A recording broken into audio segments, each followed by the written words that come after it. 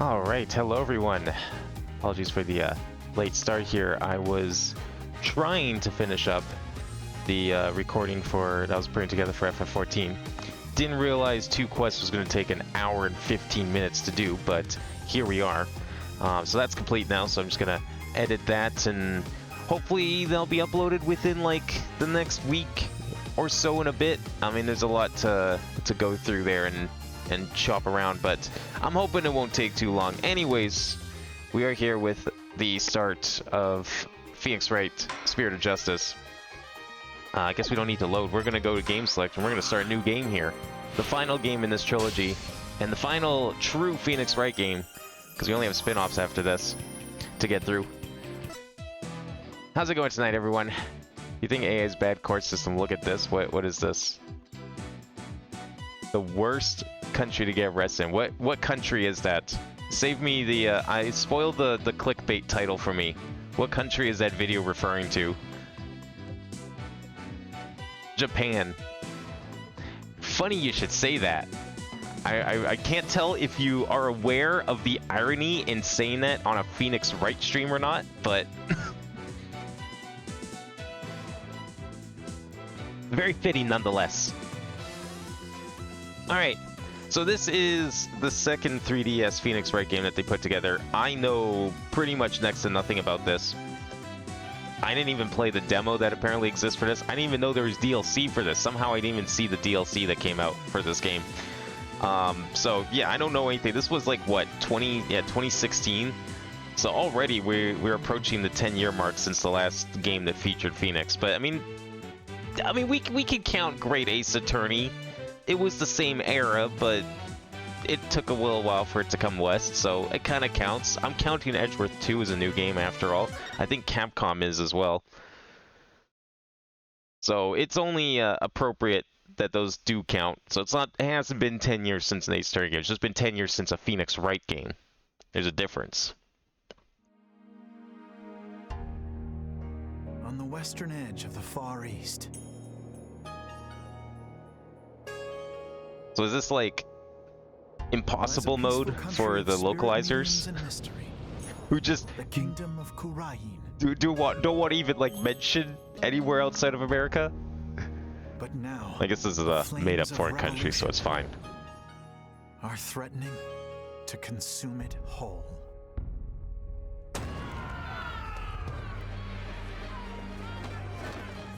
But things like revolt and revolution. Damn, that didn't take long. And that also didn't take long.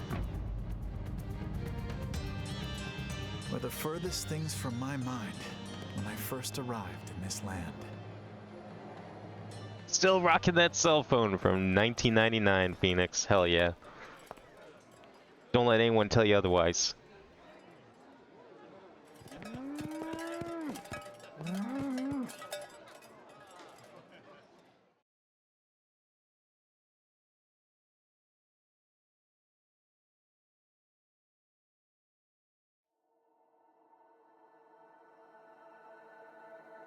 So are we also going to be doing a bunch of jumping around to, like, eventually reach that riot that we saw, like, 3 seconds of? Here in Kurain, death is not the end. Even after death, the soul lives on in the Twilight Realm. And priestesses can commune with the spirits of the dead. Fear not death. In the name of the Holy Mother, fear only the impurities of your soul.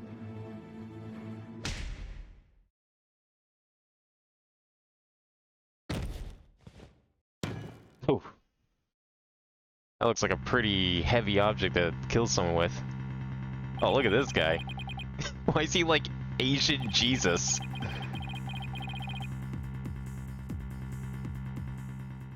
How much you want to bet it's that kid that we saw in the opening cutscene?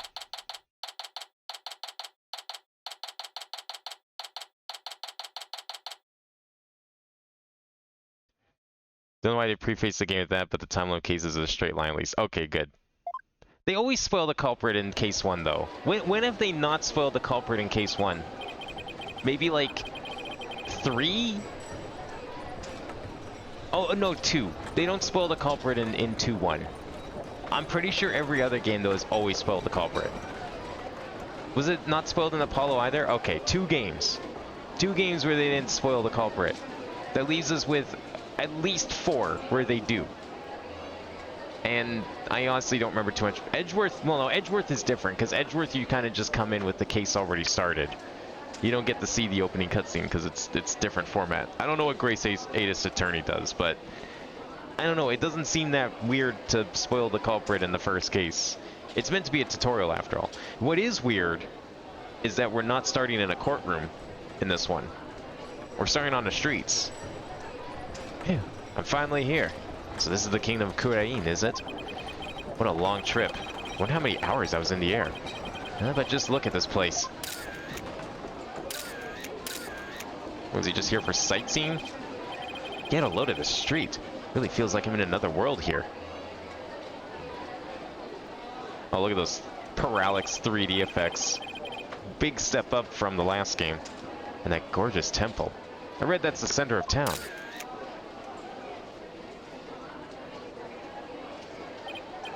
Wow, an ox right in the middle of the street. I have to get a picture of that.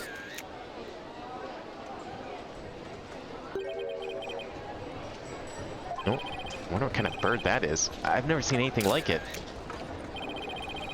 That's quite a crest it has on its head. Excuse me, sir.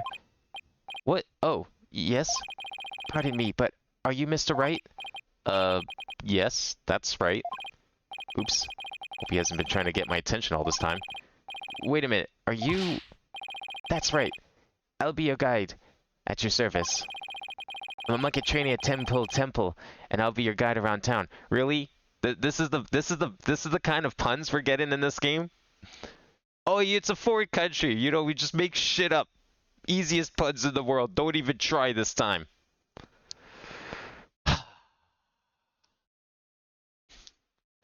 The bar has certainly plummeted. And we've only just started. It's very nice to meet you. Happy. Happy what now? Happy. That's how we greet people here in Kurain. It's like hello or how do you do? It's a pretty handy expression to know. Okay, let me give it a try. Hello, I'm Phoenix Wright. Happy. My name is Phoenix Wright, and I run a small law office. Well, that's what I do back home anyway.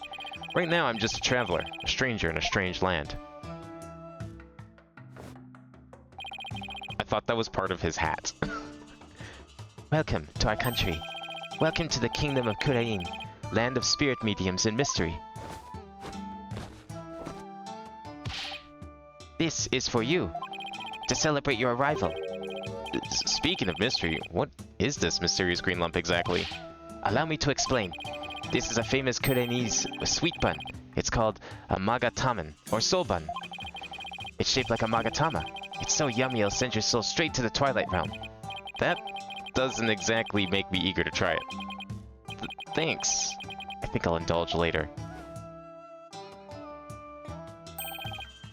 That'll be 20 damas. Thank you for your patronage. Wow. Okay, kid. Listen here. You're trying to swindle Phoenix Wright? Actually, that's a pretty easy thing to do. Never mind. Hey? I always have plenty of those on hand, so just let me know if you ever want any more. No wonder his bag looks so heavy. Stuffed with all the tools of his trade. His trade being scamming people. Mainly tourists.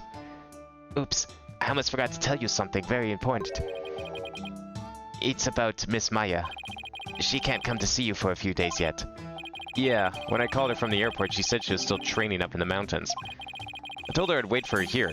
Either way, I was glad to hear she's in good spirits. Maya Fey. She's a spirit medium who used to work as my assistant.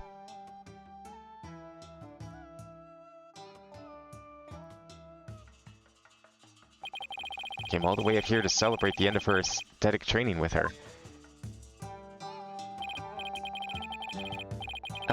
This is my first time in this country, so I'll be counting on you, okay? You got it, sir. Please don't hesitate if you need anything at all.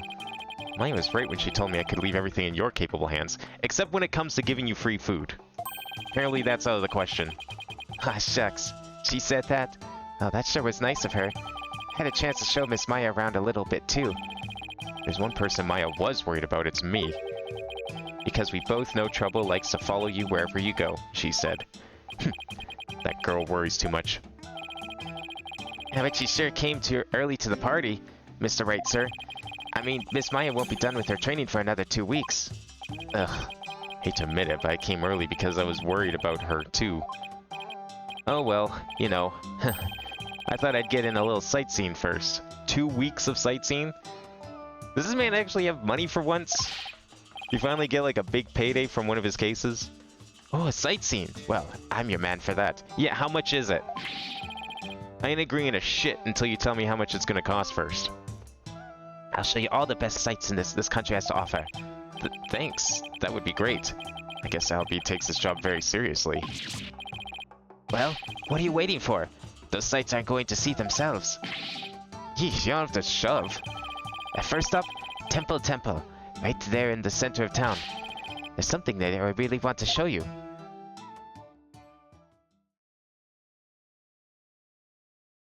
He has to make money selling. He's a kid. He doesn't need to make shit.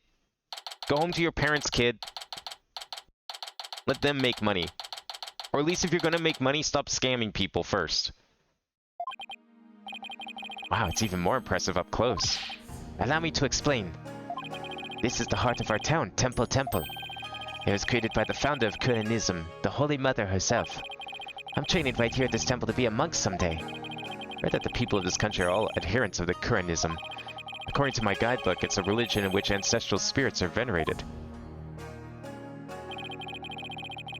The Holy Mother was a great spirit medium who could commune with our ancestors' souls, and spirit mediums became queen to this day, direct descendants of the Holy Mother. Let me guess, Maya's one of those people. That's what's probably going to happen at some point. Spirit medium rules the entire country, huh? Talk about power and influence. The main thing you'll want to see when you come to Temple is the Dance of Devotion, right? The Dance of Devotion takes place twice, once in the morning and once in the afternoon. This dance, along with the Song of Ceremony, is performed in offering to the Holy Mother. The Dance of Devotion has the power to summon forth souls from the toilet room. Fuck that. Hold it, slow down. I can't remember all of that once. Do you have like a brochure or something you want to sell me? Oh, I'm sorry. I guess I got a little overexcited. Anyway, the main thing I got from all that is you really, really love your country. Heh. Well, that's sure too. I like this kid. He pours his heart into everything he does, including scamming people. Let's see. I guess I just explained about half of what I usually explain. So I'll give you a special discount, only charge you 10 damas for the turvy. I fucking knew it! Thank you for your patronage. I guess he pours his heart into aggressive salesmanship, too. That's a very nice way to put it, Phoenix. Come to think of it, Miss Maya told me she could tell I love my country, too. Yeah, how much did you charge her? Stood here for about an hour while I told her all about the Holy Mother. Oh, you probably paid her double then. Or charged her double then. Really? An hour? Hope that counted as patience training. And she seemed really interested, too. She listened to my whole speech. Huh. That doesn't sound like the Maya I know. Miss Maya is so kind and nice. She treats me really well, like a little brother. She's kind of like a big sister to me. This is Maya Fey you're talking about, right? Maybe she's grown up since I last saw her. What, you thought she was in like a hyperbolic time chamber this whole time? It's been like 13 years. Oh no, what's the matter? Is it that time already? We have to hurry into the temple right away. But first, let me give you this lyrics card for the Song of Ceremony I told you about. There's an English translation of the lyrics there too, so give it a read, okay? Let's go. But why the big rush? If we don't hurry, we'll miss the beginning of her benevolence's dance of devotion. Her benevolence?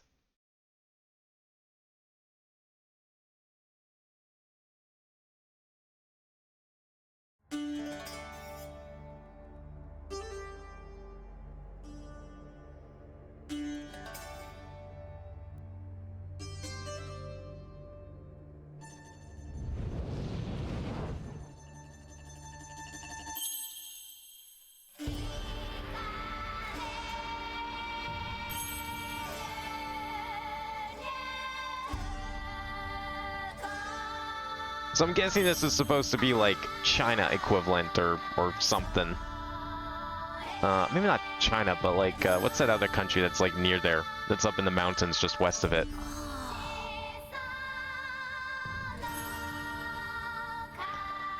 That's what I'm thinking of here. I guess that saves them the trouble of having to explain how all this shit exists in North America, because it doesn't. Never mind, it's not impossible mode, it's fucking baby easy mode for the localizers.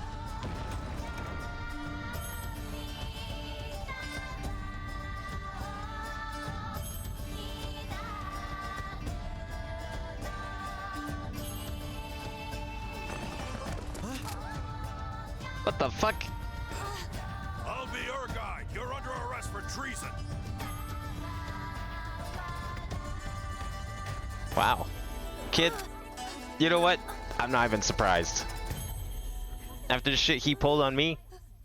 Yeah, you know what? That's fair.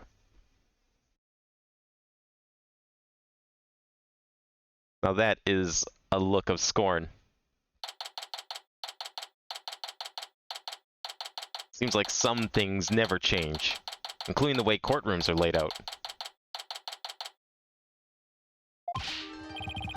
Let me in. Why won't you let me in?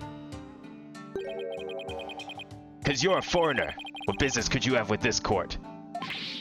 Wait. You're telling me it's okay to practice law in foreign countries elsewhere in the world, but this country actually has like morals and standards? And I can't just go waltzing into a courtroom despite having a badge? I like you. I told you, my friend is on trial in there. I don't know if I like you holding that assault rifle, though. That's kind of weird. Police raided the temple in the middle of the dance performance yesterday and arrested LB on the suspicion of treason. I was worried about LB, so I just had to come see his trial. The trial isn't a tourist attraction, so clear off. If you want a picture for your scrapbook, take one of me and get out of here. Look, you've got it all wrong. Just great. Well, I guess there's only one thing to do. Let's see where this goes, okay? Alright. We're treading on some very fragile ground here, Phoenix. Actually, I used to be Kurinese. What? I lived here when I was little. Oh, really? What town are you from? Oh, well, just say you're from here! Why do you need to make up a town? Just say you're from this town! It was a tiny village called, Phoenixia. There's no such place! Did you really expect to get away with a barefaced lie like that? Busted. Well, I guess that means there's only one thing left to say. Yes, I'm a foreigner, but I'm not your average foreigner. What? I'm actually a lawyer. Back at home, anyway. Apparently in this universe, that doesn't matter. One license of law lets you practice law anywhere in the globe. What? A lawyer? I can't... That's not possible! Why is he so shocked about? Well, whatever. Now's my chance. Nothing wrong with a lawyer entering the courtroom, right? Wait! Get back here, you!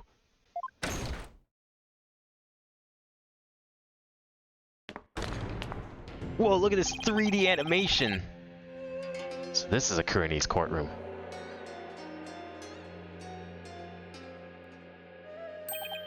Wait, isn't that her benevolence? What's she doing here in court?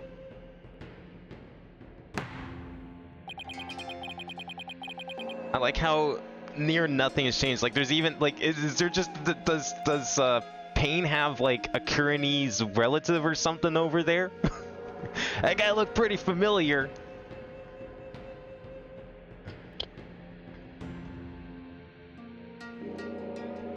The divination seance has been performed. I will now hand down my verdict against the accused.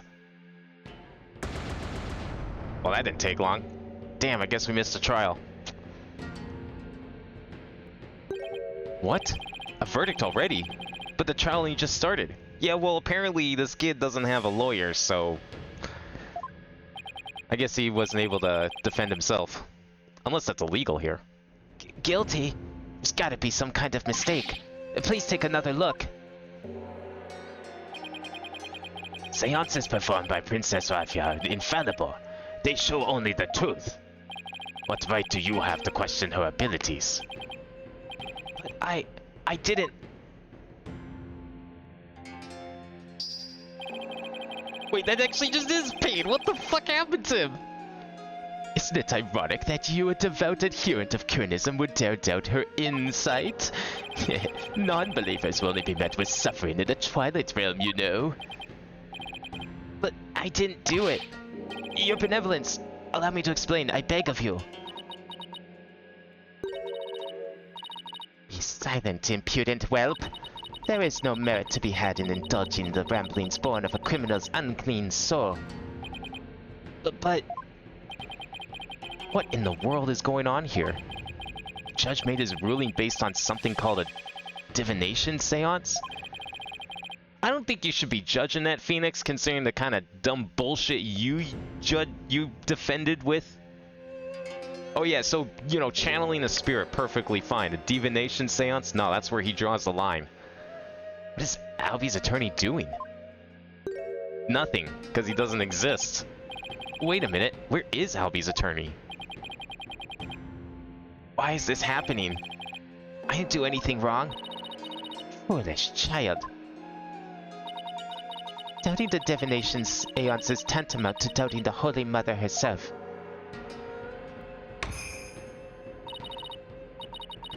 Your Majesty, as Royal Priestess and in the name of the Holy Mother, I command you. Impose the highest penalty against this unclean soul. As you command, so shall it be done, your benevolence. May her holiness grant us her divine favor. Udara Kurain.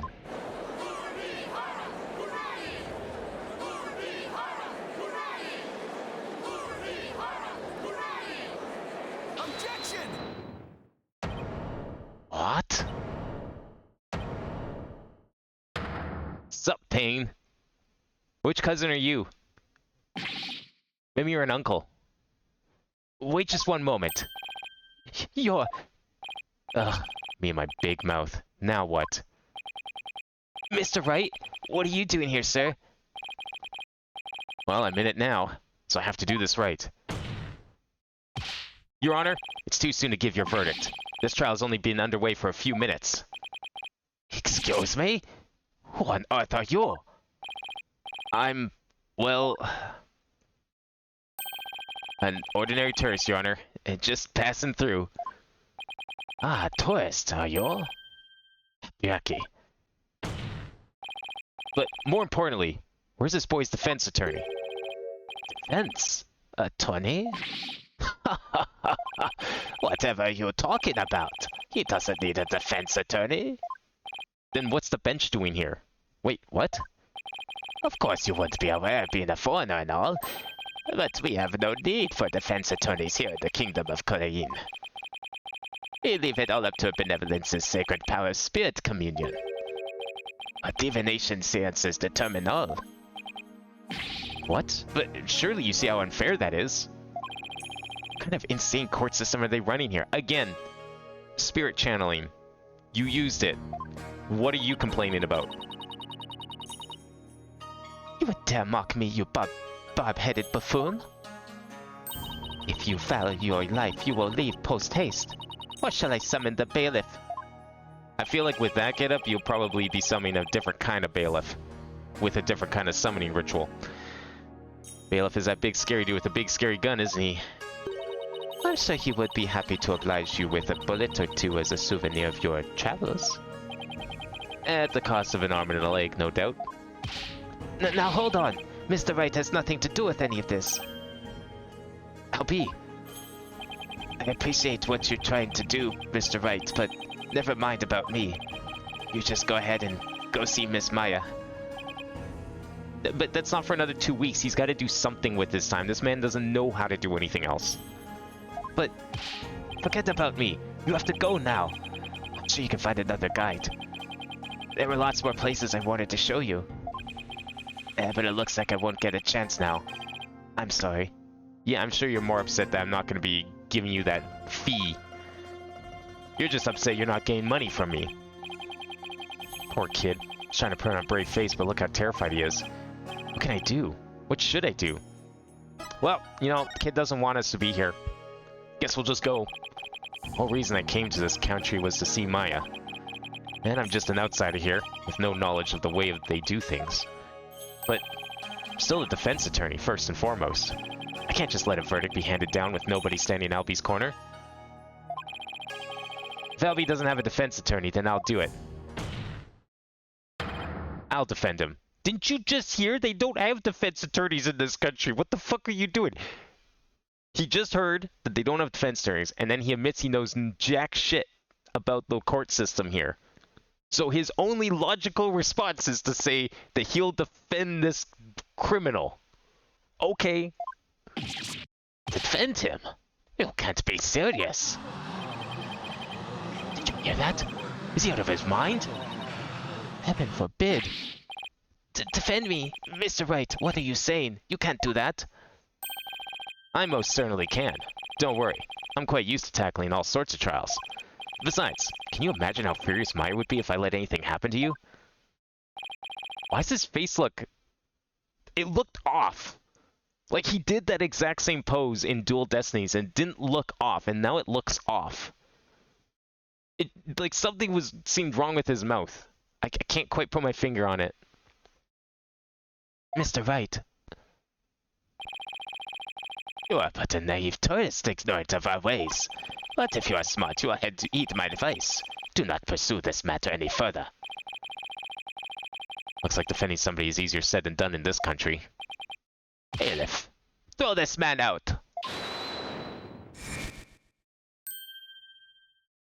What, is Payne really gonna vouch for me here?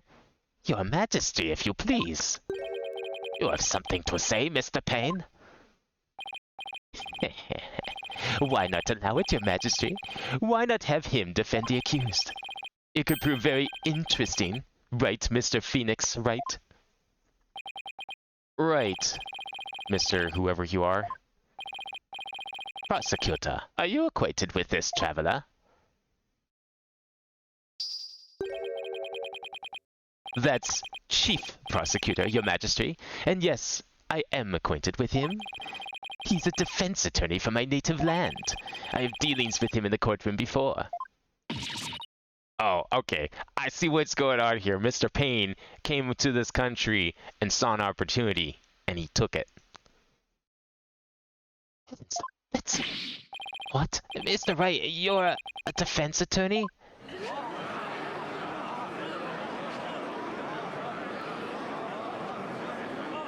I can't wait until Payne goes back home and Edgeworth discovers what he's been doing. A defense attorney? Well, this is a shock. You may be surprised to hear that I have more than 10 years of experience. I guess there aren't all that many lawyers around here. Your Majesty, would you kindly allow for us to proceed in the manner of my old country? But, Mr. Payne, I've already made a ruling in this case. Call it nostalgia, if you will, but I'm more eager to give it a try. But I have a previous engagement, you'll see. A class together with the missus. Your Majesty, I agree we should have a whack at it. It sounds amusing. A score of years have passed since we last saw a defense attorney in this country, this courtroom. A score? As in 20 years? What's the deal with this country? Mr. Payne, I want that barbed head brought to me on a stick. As you wish, Your Benevolence. I, Chief Prosecutor Payne, will see to it myself. Very well, Mr. Payne. If that is what you and Her Benevolence want, I will acquiesce. As for the defense, I hope you are prepared for every eventuality. Every eventuality? What's he talking about? There. Are you satisfied now, Mr. Wright? Yes. Thank you, Mr. Payne. Sorry for not remembering you earlier. That's Chief Prosecutor, or in the Incredible Pain as I'm known in this country. And you'll soon see enough why that is, when you're forced to capitulate to me before this very courtroom of law.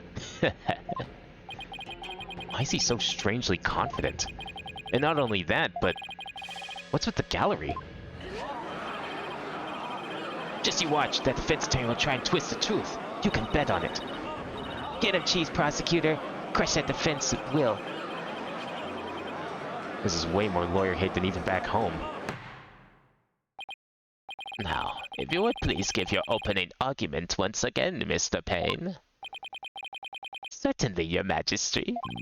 The accused is charged with 2 crimes, larceny and murder.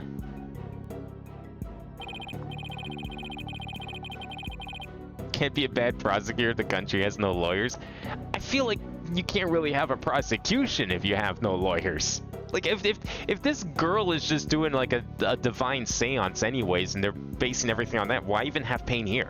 Why have this room? Just fucking stick the kid in like some dark room, have her dance around and do her thing, and then the judge swing his hammer. Problem solved. Why even employ prosecutors? Cut out the middleman.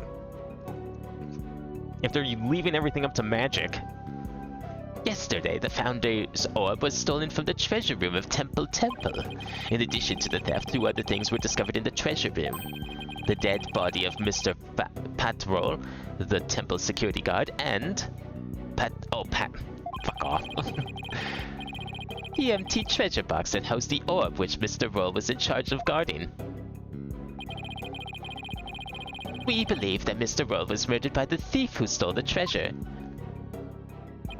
To kill an armed guard with a gun? What a terrifyingly bold act. I couldn't agree more, Your Majesty. Please allow me to submit as evidence the victim's autopsy report and crime photo. Time of death is around noon. His head shows signs of being hit with a blunt object. Temple's treasure room. The body was discovered at the base of the stairs to the altar. It's been a long time since we had evidence presented in court as well. Again, why are all these people even here? Why even have half this process if you're, like, not even following it?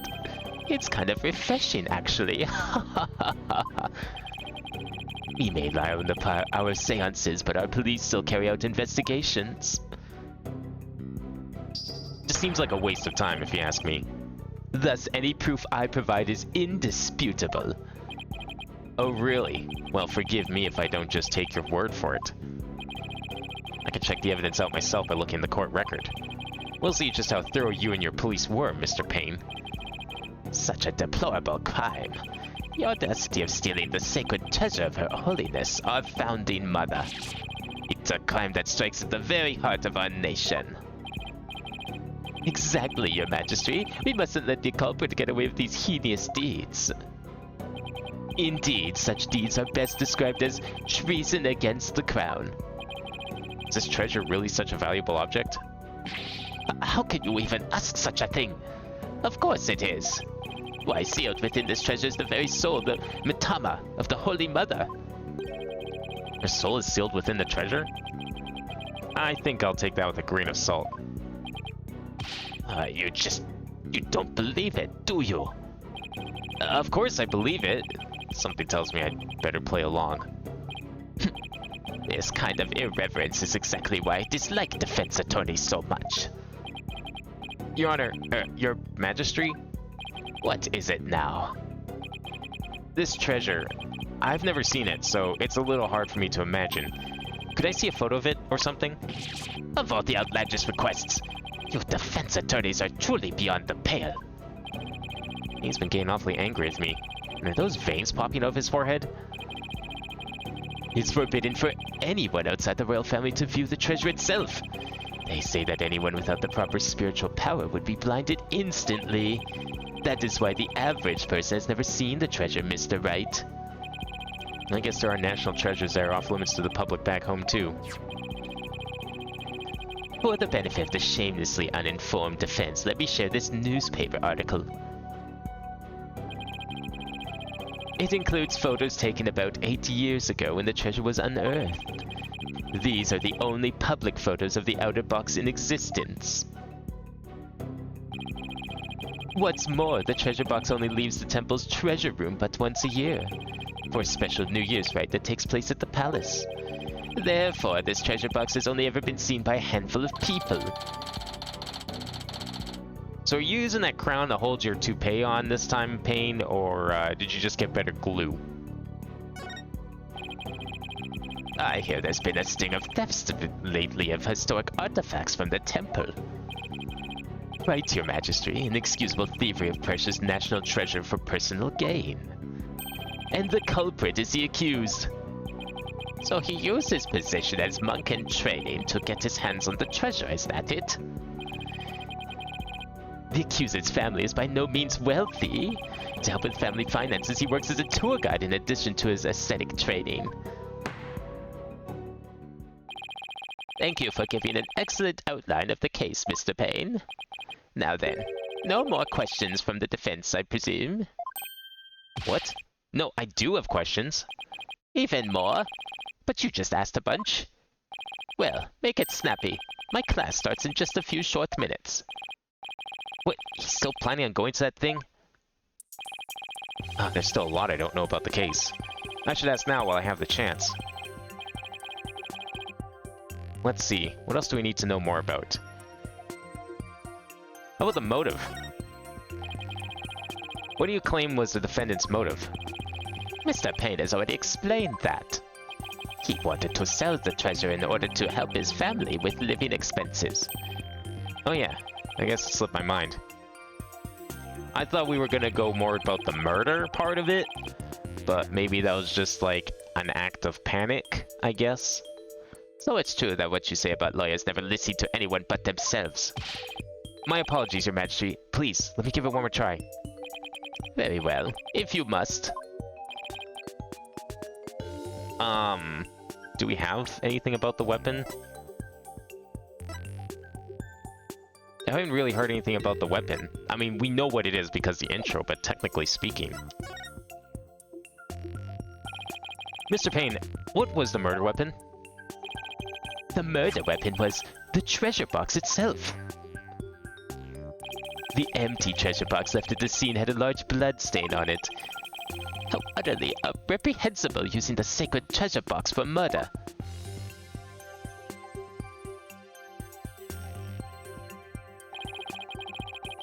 The accused came to the treasure room with the express purpose of stealing the treasure. He climbed the altar stairs and snatched the box ready to abscond with it. But he was discovered by Mr. Roll, who had come to the room in the course of his rounds. After walloping Mr. Roll in the head with the treasure box, the accused forced the bloodied housing open and made off with the treasure inside.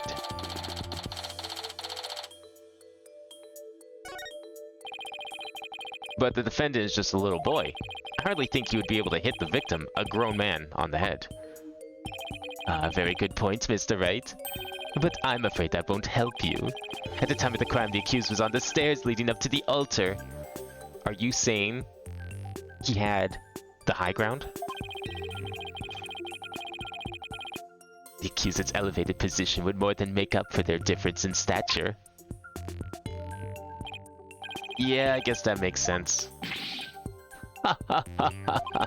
Mr. Payne, your reasoning is flawless. What an elegant argument. Hats off to you, Chief Prosecutor. Your title is obviously well earned. Well, the accused's guilt is certainly conclusive. Unless there is anything else, or am I ready to announce my verdict? Very well, in that case I find the accused... Just one moment, Your Majesty. Don't you think you're rushing the verdict just a little bit? I told you I have plans to attend to and... I'm late. It's already started. How did time fly by so fast? He's still stuck on that? We haven't even heard the defendant's side of the story yet. Your Majesty, the defense asserts its right to cross-examine the defendant. What defendant? Huh? Did I say something funny? cross-examine the... What do you mean by that? What do you mean, what do I mean? I seem to have some dim recollection of the process, but I can't quite recall... And little wonder, a so-called defendant has been questioned over 20 years. Should I even be surprised anymore? Anyway, I demand we let the defendant, or the accused, tell his side of the story. Is that really necessary? Of course it's necessary, Your Majesty. What harm could it do? I say we allow the boy to speak, Your Majesty. Though I doubt you have anything of relevance to say. Oh, how kind of you, Your Royal Painness. Very well, as long as it's okay with you, Mr. Payne. I am already hopelessly late for my class anyway. In that case, the prosecution calls the accused back to the witness stand. Why wasn't he here in the first place? He's just gone. Oh, but before we do, I'd better call my wife and apologize for missing that class. Any objections? Go for it, Your Majesty.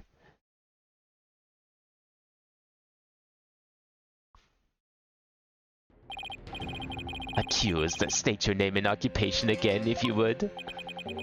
I'll be your guide. I'm in training to be a monk, and I'm a tour guide too. Why me? Now, where were we? Cross-examining the defendant, Your Majesty. Right. Let's do that then. At the defense attorney's insistence, I might add... Sounds a little dispirited. His wife must have given him a piece of her mind. Well, the defense has better get to it. And make it quick if you please. The defense... Mr. Wright, I didn't know you were a lawyer. Well, I am, and I'm here to defend you, Albie. Don't worry, all you have to do is tell the truth, and you'll be alright. You tricked me! What? If I knew you were a lawyer, I would have given you that tour. Give back that Magatama I gave you yesterday. Albie, what's gotten into you? Don't talk to me, you disgust me. Also, yesterday? Oh yeah, I guess it was. That's right, he did get arrested yesterday and it's been a day since. For some reason I thought it was the same day still. Having Albies against me? But why? This must be a new experience for you, Mr. Wright, being loathed by a client. Actually, not really. Now then, accused, please give the court your testimony. The incident occurred around noon, during the break between the morning and afternoon dances of devotion. I want you to tell the court what you were doing around that time. All right.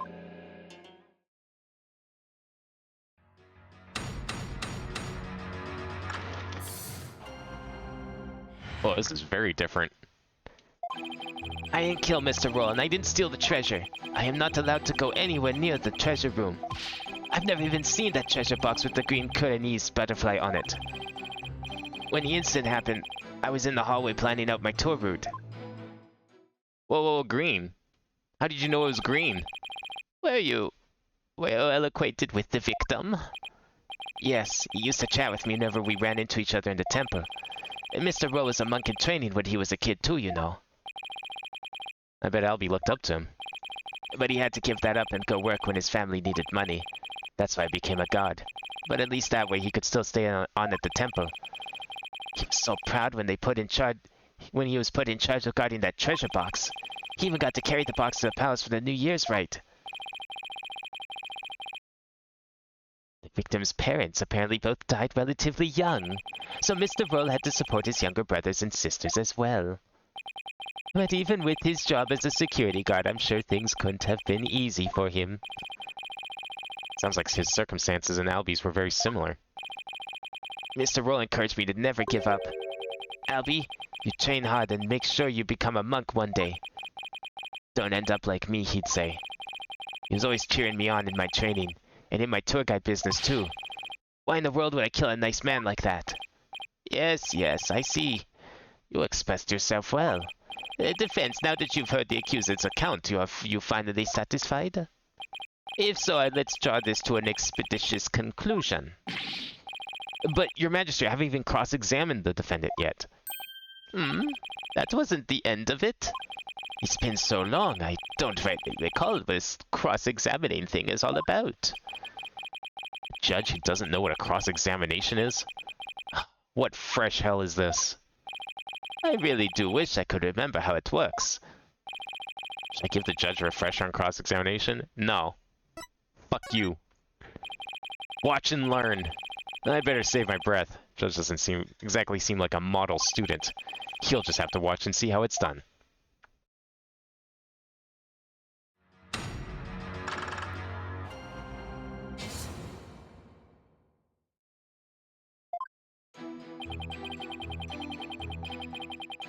Alright, I think I already know where we're presenting on this one. It was pretty obvious, and it was, like, pretty in your face. I mean, but that's typical of Case 1. I believe you didn't do either of those things, Albie.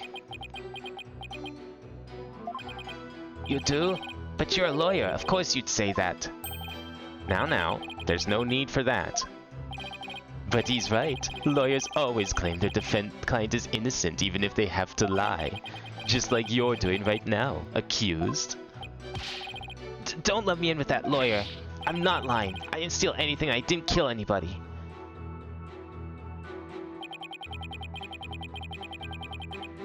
Hold it! You're not allowed to go near the treasure room? Why's that? It's a rule of the temple. They keep a lot of important things in that room. Yes, like the Founder's Orb in particular. Only the royal family may lay eyes on it. Didn't Mr. Payne say anyone without spiritual power would go blind? I heard you wouldn't be blinded if you just looked at the outer treasure box. But I've never been anywhere near the treasure room. I'm too scared. You've got to believe me.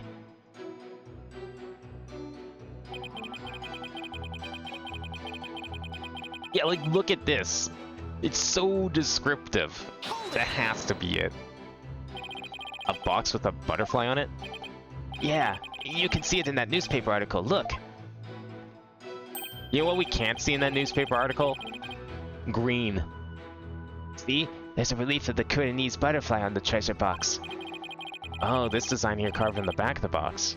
I see it now. It's a sacred butterfly said to carry the soul, or mitama, of the departed. Its wings form a loop that cradles the mitama and carries it to the Twilight Realm. As you can see, there's even one depicted here behind me at the judge's bench. Well, what do you know? There it is. Well, it looks kind of like he's about to be carried off to the Twilight Realm himself. Anyway, I've never even seen this treasure box. Besides...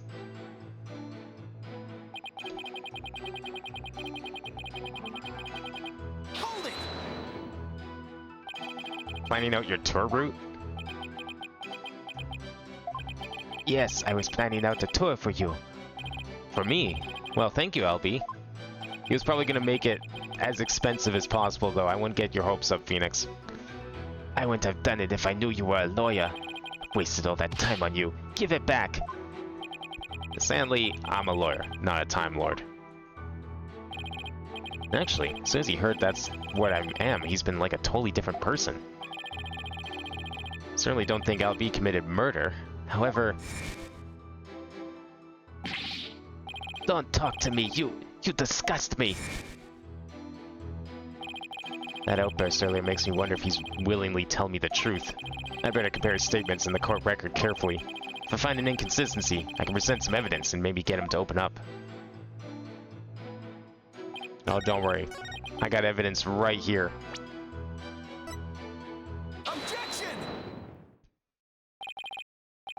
Oh, LB. Why would you lie to me? So you say you've never laid eyes on the treasure box, is that right? That's right.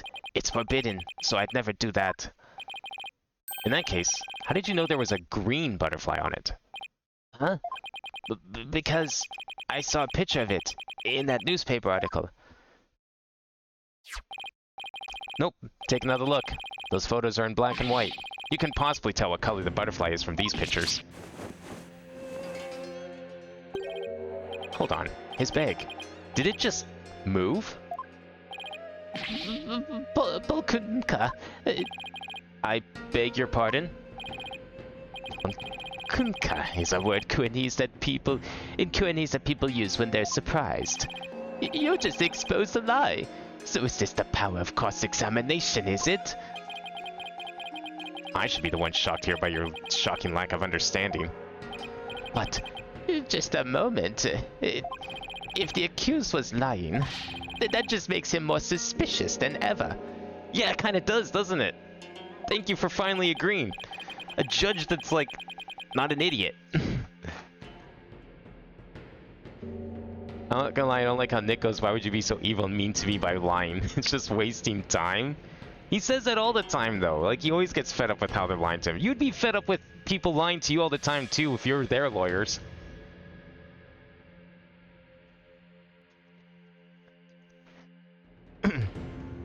And this just makes things worse for me than ever. LB, are you hiding something? Please give only true statements. I can't help you if you don't tell the truth.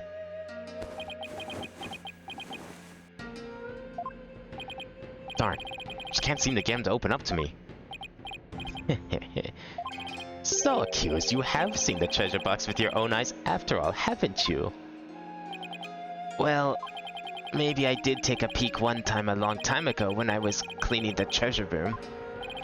But you weren't in the treasure room at the time of the incident, right? Of course I wasn't. He hesitated. I don't know if I can trust that. That is a lie. You were most definitely inside the treasure room on the day of the incident. And I have proof. He does?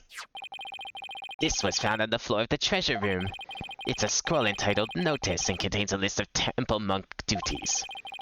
These instructions pertain to the day of the incident. And what exactly is that supposed to prove? The accused's fingerprints were found on the scroll. Okay, so they have an up-to-date police system here. Cool, good. Where is it? It's not here. I must have dropped it somewhere. Indeed, you must have dropped it when you were busy murdering the victim. Notice from the day of the incident, Ben's fingerprints were found on it. Oh, no, then that means Albie was there on the day of the incident? So this is the power of cross-examination. The more the accused talks, the guiltier he paints himself. Yes, it would seem so, Your Majesty. He predicted my argument and had evidence ready to refute it. How did Payne get this power?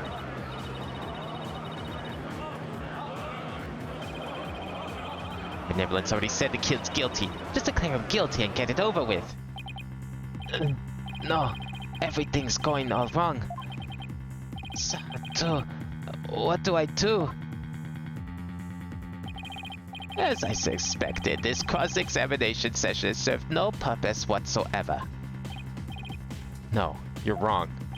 But armed as we are with Her Benevolence's insight, there's no reason to doubt his guilt.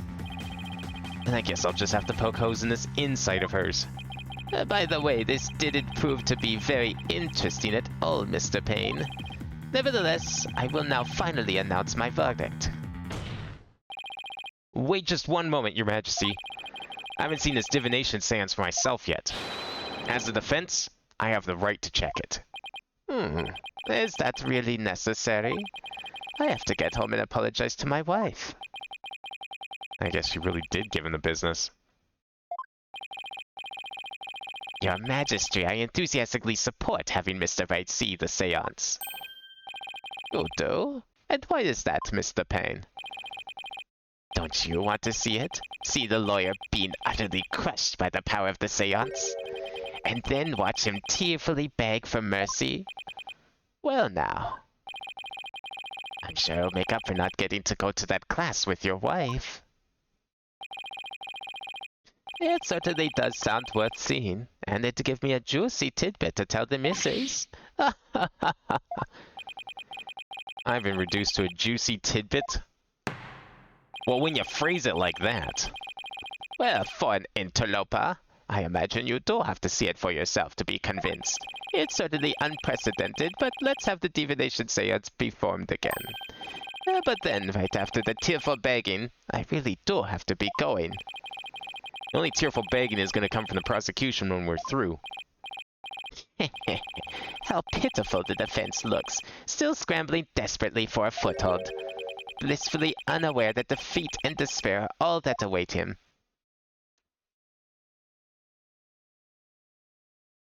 Payne using 1% of his power.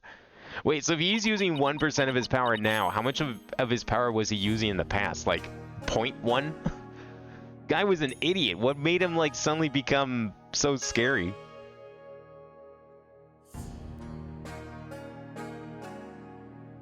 Oh, 0.01, sorry.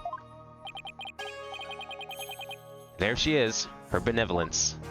Your benevolence, Wafer Padma Cream. Thank you for coming all this way once again. Wait, does that imply she's like royalty or something? Your gratitude is unnecessary. This is simply my duty. Bob-headed attorney. Yes? I am told you question the veracity of the sacred divination seance. It would seem the depths of your irreverence and blasphemy are lost on you. I'm just a foreigner, ignorant in the ways and customs of this country. I apologize in advance for anything rude I might say or do, your benevolence. All I want is a fair trial for LB. You would imply that the trials of this country are unfair? To explain, outsider. How verdicts founded on truth imparted by the very souls of the dead lack impartiality. What's fair about trials with no defense and no chance for the accused to tell their story? How dare you speak to her benevolence in that manner? Did you hear that? Did you hear he talk to her benevolence? What does he know about anything? Ignorant outsider. He won't stand for it. He must be punished. Yikes. Looks like I really sucked my foot in it this time. Oh no. The crowd wants a beheading. I don't think they're gonna be happy until they get one.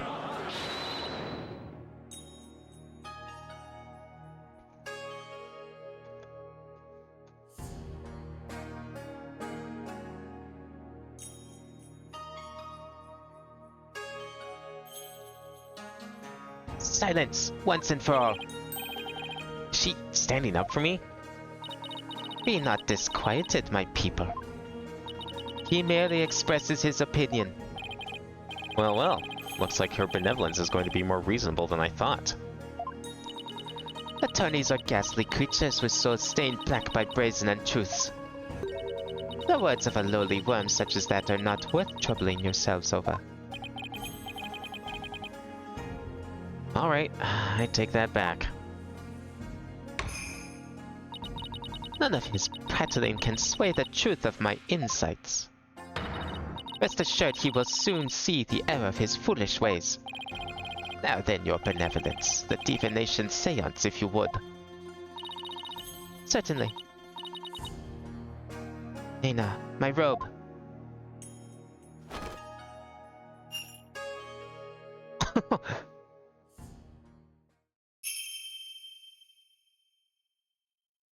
I'm gonna end you, you ask. How much was he Mother, using before? hold this divination okay. seance in your name. I'll come back to that. We got voice acting apparently outside of cutscenes. I was not expecting Let this. the eyes of everyone here be clear, and our ears be unstopped. O dance of devotion, guide the victim's soul to me, so that we may receive their final memories in the pool of souls. Oh, yo, we get to cross-examine the victim?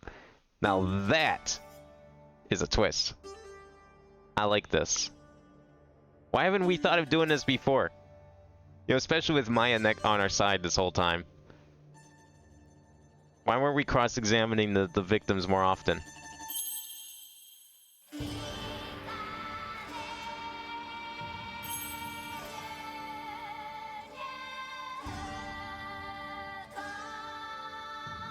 No, I said 0.1. You said 0.01. And I said, oh, my bad. Of course, he was using less. Of course he was. 0.1 would have been too much. With how stupid he was in the first 3 games, there's no way Payne could have been using 0.1%. So you're right. It was 0.01%. He was just withholding his power for when it was needed most, which is clearly now.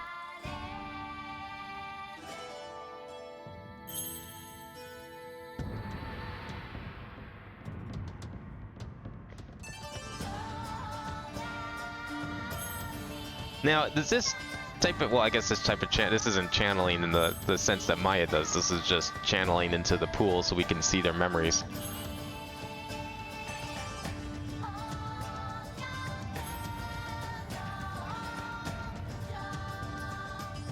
Man, I hope Phoenix doesn't have to sit through this dance every single case. I think he'd get pretty bored pretty quick. Not bad on the cloth physics, though, especially for a 3DS game.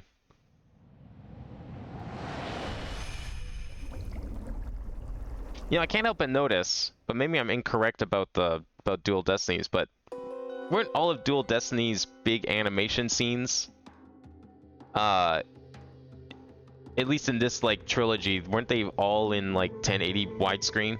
This one had black bars on the side in that scene. It's kind of weird, considering that pretty sure that wasn't pre-rendered. Weird that it wasn't quite full 16:9. Well, shit. I guess if the victim, you know, saw this kid standing over him with a big old block of stone, yeah, I guess maybe he did do it. You know, I wonder how many other truths we could uncover if we used this technique in some of the past cases. Maybe Phoenix was wrong about them. What just happened? An image appeared in the pool. A final message from the victim's soul, the last communication of his Mitama. The divination seance has revealed this to us. Her benevolence can use her power of spirit communion to project the victim's memories of the last few moments before their demise. What we saw in the pool is what Mr. Roll actually experienced? In the victim's memories, we see the accused raising a weapon over his head. This is consistent with the findings of the police investigation. There has to be some kind of mistake. I didn't do it. This looks bad for LB. Really, really bad. Now do you see why I'm the incredible pain? Yeah, incredible pain in the ass. More than I can express. I mean, if those really are the victim's last memories, what can I do with them? There it is. There's the face of a man being utterly crushed. Oh, how I've longed to waited to see it. Isn't it wonderfully gratifying, Your Majesty? Oh yes, very satisfying indeed. Are you finally convinced, Traveler? The accused is most assuredly guilty. Am I really the only unbiased one here? Now then, I think we've been amused enough. If you give up now, I won't even invoke the Defense Culpability Act against you. You'd be free to slink back to your own country with your tail between your legs. Defense Culpability Act? What's that? What? You mean you honestly don't know? I feel like if he knew, he wouldn't have been so surprised that this country didn't have defense lawyers. No?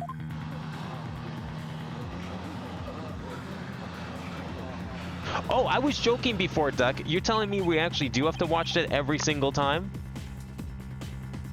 Oh, okay. I thought they were just making it long, you know, because it's the first case and all, but then future cases we just skip to the good stuff. But no, you're telling me we have to watch it every single time and all of it's like 15:8 glory. 15:9 glory. Those black bars on the side. Why was it like that? That was the only cutscene so far in this entire trilogy that was not full widescreen. What's with all the hubbub? Well. Not only is he a lying, black-hearted lawyer, he's also an imbecile. Your Majesty, I think you'd better explain the Defense Culpability Act to him. Man, everyone here is so aggressive. Jeez. Yes, I think I'd better. The Defense Culpability Act, or DC Act for short, is as follows.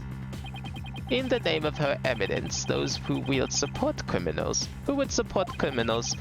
would be deemed just as guilty.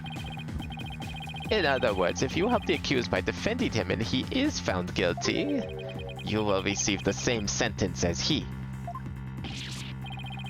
What? What kind of insane law is that? Under the DC Act, many an attorney has been convicted and met with a grim fate. Some went to prison, others received the death penalty. That's why there are so few in our country today who admit to being an attorney. Well, what about the prosecution? What if we find them not guilty, and now the prosecution, do they not get held up to the same standard? You know, they accuse the defendant after all. It's as it should be. History of our courts proves that. Attorneys who are black-souled creatures who tell any lie to save the accused. Thus, attorneys deserve to be exterminated.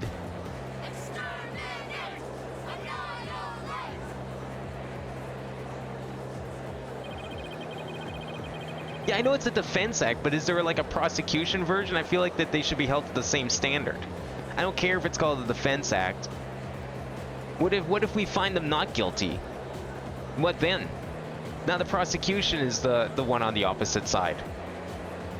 On the losing side. I've never felt so much hostility coming at me from so many sides. What could have happened to make everyone feel this way?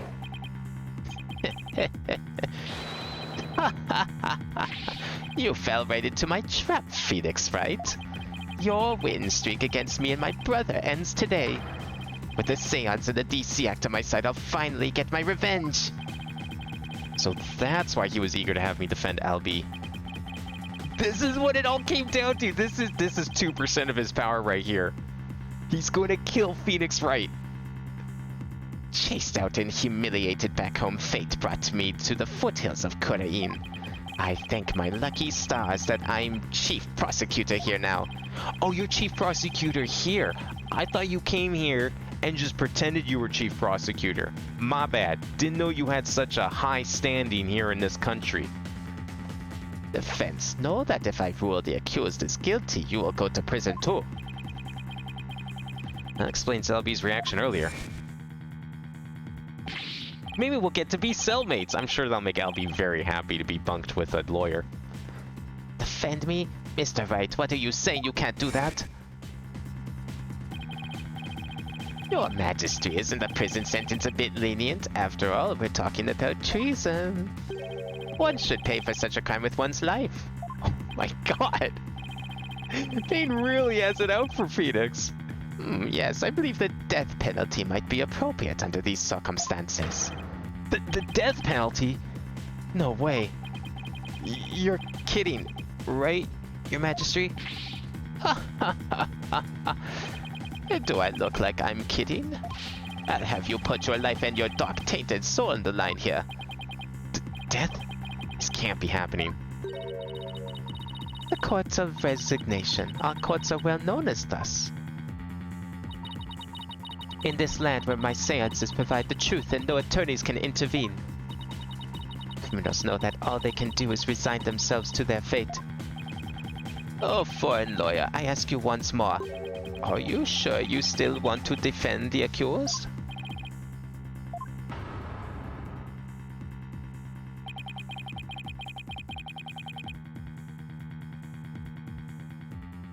Welcome to the theme of the game. Overthrow the monarchy and undo laws set 20 years ago. This is kind of sick. I like how hardcore it is. Now, okay, the crossover game though, Jack. Ignore the fact that it's not canon. The lawyers in that one didn't get thrown into the cauldron. It was just the accused that get thrown in the cauldron. The lawyers got away with it. They were nowhere near this bad, okay? That place was fine in comparison. Death penalty isn't even that weird, which is weird to say, but the death penalty is nothing new, okay? You throwing Phoenix in the pot with them? That's new. There's Maya to think in all of this too. I can't just lay down my life. What in the world should I do? What if we abandon here? Okay, hang on. Do we get like an ending? I need to see if there's a secret ending. I mean, they might do it. trial I just happened to walk into in a country I just happened to visit. How can I put my life on the line for something like this? But if you don't, what would Maya say? I appreciate what you're trying to do, Mr. Wright, but never mind about me. You just go ahead and then go see Miss Maya. Someone remind me, was this first GG or... Wait, what are you talking about, Duck? But what about Albi?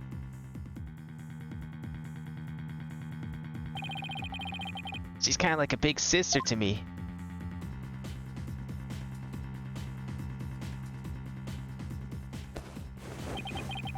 Isn't this why I became a lawyer in the first place? To help those with no one on their side. I can't just abandon everything I believe in.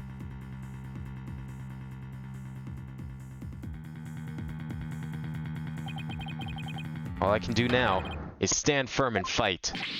Well, don't hold your tears back on my account, Phoenix Wright. Admit your defeat and grovel before me, the chief prosecutor, for your life. Objection!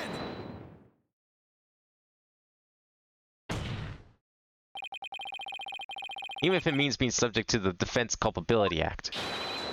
I will defend Albie. What? But Mr. Wright... The defendant insists he's innocent, and not even a divination seance should be accepted without examination.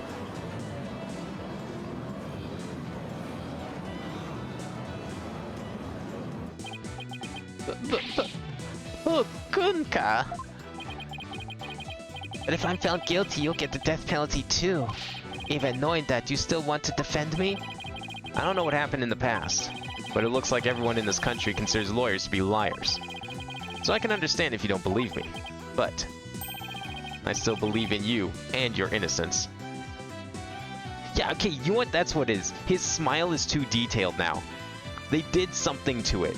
It's not how it was in the last game, and it doesn't look quite like the sprite anymore. I don't like it. So all I have to do is keep believing and find the truth. That's all there is to it.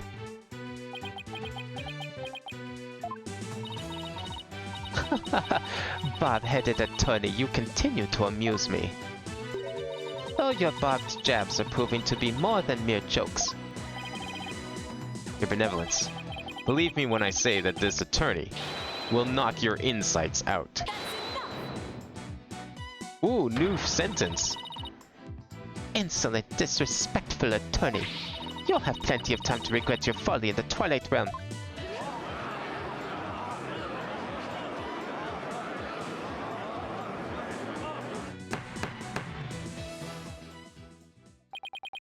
Not a wise move, traveler. Not wise at all. You should have taken the chance I offered to save your life. But you have made your choice.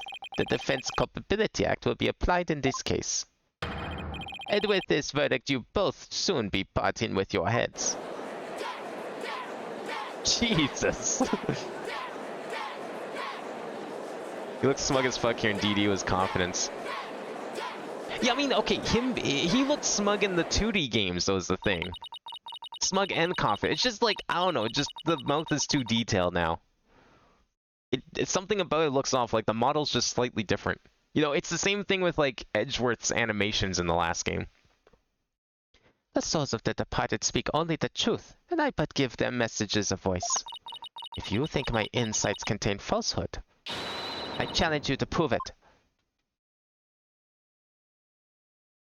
So we pretty much are going to be cross-examining the victim here. Indirectly, but I'll take it. The accused swung whatever he was holding down on the victim's head. With the pain, the victim's vision went dark. This is when he lost his life. Still, I can't believe it. A murder after the morning dance of devotion. These are the victim's experiences just before his death. As the victim's final memories, we can assume they aren't lies. So how do I break this down? Allow me to relieve you of your ignorance, defense. Did you notice the words that appeared in the seance vision?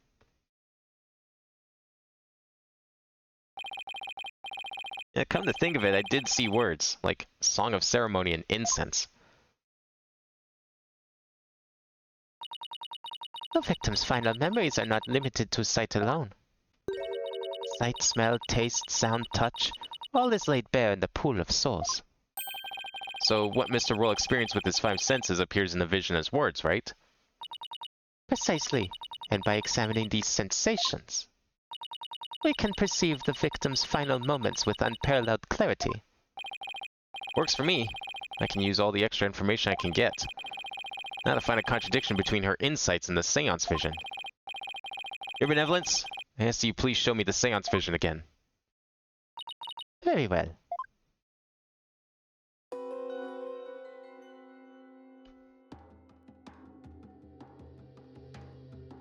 This does kind of make me think of the previous game's mechanic, except we're replacing mood with words now, and feelings. Or like, well, yeah, sensations, but like, senses. Wait a minute. Her Benevolence said after the morning dance of devotion earlier, didn't she? Isn't there something off about that?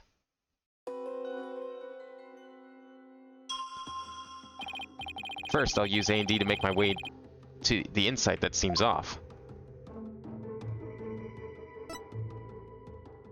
Oh, I can press the arrows. Thought for some reason it wasn't going to let me. Yeah, this is the insight that sounded funny. Now I'll just carefully compare this insight with the seance vision. If I notice a sensation that seems contradictory, I'll select it. There's like a combination of, oh, it's time too, like Apollo's.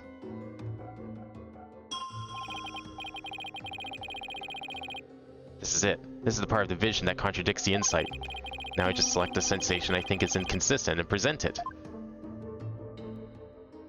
Okay, we can actually click them now. Something we couldn't do in the last games when it came to touchscreen stuff. Wait just a moment. Yes? What is it, bobbed head? You're saying the incident occurred after the morning dance of devotion, right? That's right. What of it? Then isn't it strange that Mr. Roll could still hear the Song of Ceremony? Oh my, you're absolutely right. You know, those halls have a really good reverb. It was probably echoing in there for a very long time. Is that all that troubles you? Huh? What the victim heard was just a practice run of the Song of Ceremony. Practice run? What are you talking about? Mr. Payne, if you would. Certainly, allow me to explain. The incident occurred in the interval between the morning and afternoon dances, during the time the singers were practicing in the performing hall. Precisely. I was there as well, so I can corroborate this statement. I see. So the victim heard what was that practice session. Ugh, there goes my contradiction. Okay, so they were practicing in this performance hall. That must be the room where Albie and I saw her Benevolence dancing. However, Mr. Payne, I admit one detail troubles me. Ask away, your majesty. It's a big temple. The performance hall and the treasure room are quite far from each other. Could the song really be heard all the way in the treasure room? He's right. It is a very big temple. Well, how about it, Mr. Payne? Your Majesty, have you forgotten? There are speakers in every room of Temple, including the treasure room. Oh, that's right. Speakers? For what purpose? Are you serious, Mr. Wright? They're to broadcast the sacred music of the performance hall throughout the temple. That's why the victim could hear the Song of Ceremony in the seance vision. It was the practice run going on in the performance hall, heard over the speakers. Thank you for your explanation, your benevolence. That makes perfect sense, even to a feeble-minded old man like me. Think nothing of it. Now, if you wouldn't mind, could you please alter your insights for us? Very well.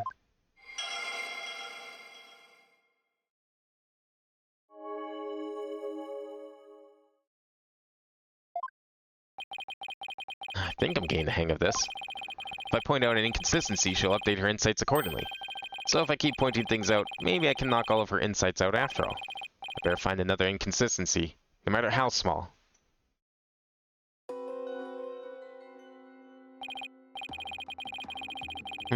It's a bit hard to focus on the insights with the seance vision going.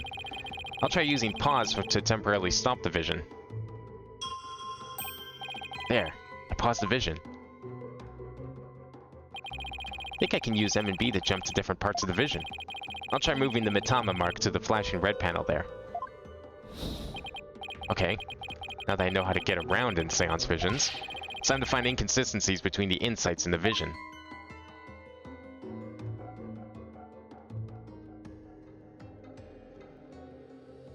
Alright, so we can just like...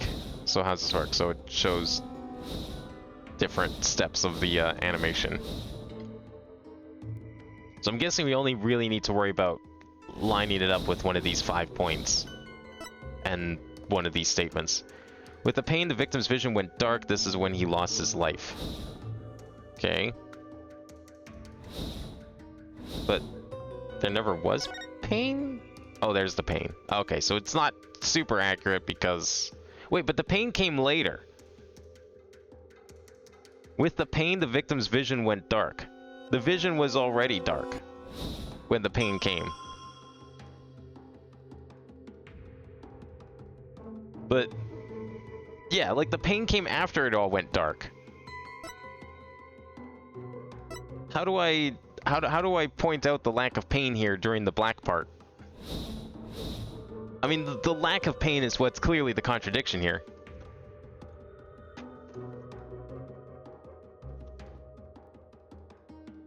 Oh, just pause when pain comes out? Okay.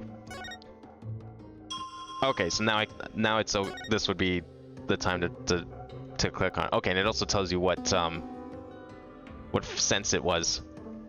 That's good too. That's probably going to be important later. Objection!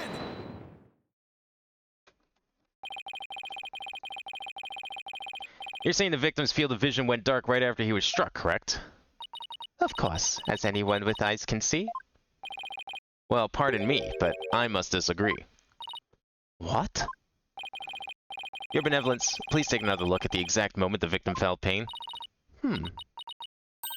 Oh. Everything goes black, and then, only after that, the victim feels pain.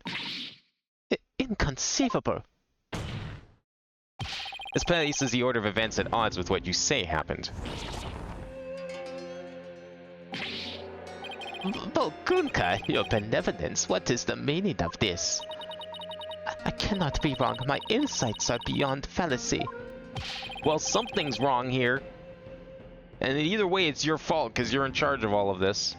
What the defense says is true. This is a very grave matter indeed. Please forgive me, your benevolence, but I'm afraid this contradiction is something we simply cannot ignore. How long until we, like, accuse her of murder for something? Like, if we don't go through this whole game and she doesn't get thrown in jail, I'll be very shocked. Now, let's not be too hasty.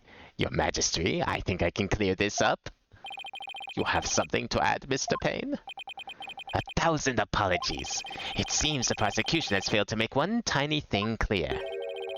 And that would be... On the day of the incident, there was a power outage, a blackout in one part of the temple. And as I recall, this crime scene was in that sector. Wow, a blackout related to the first case of a Phoenix Wright game? Man.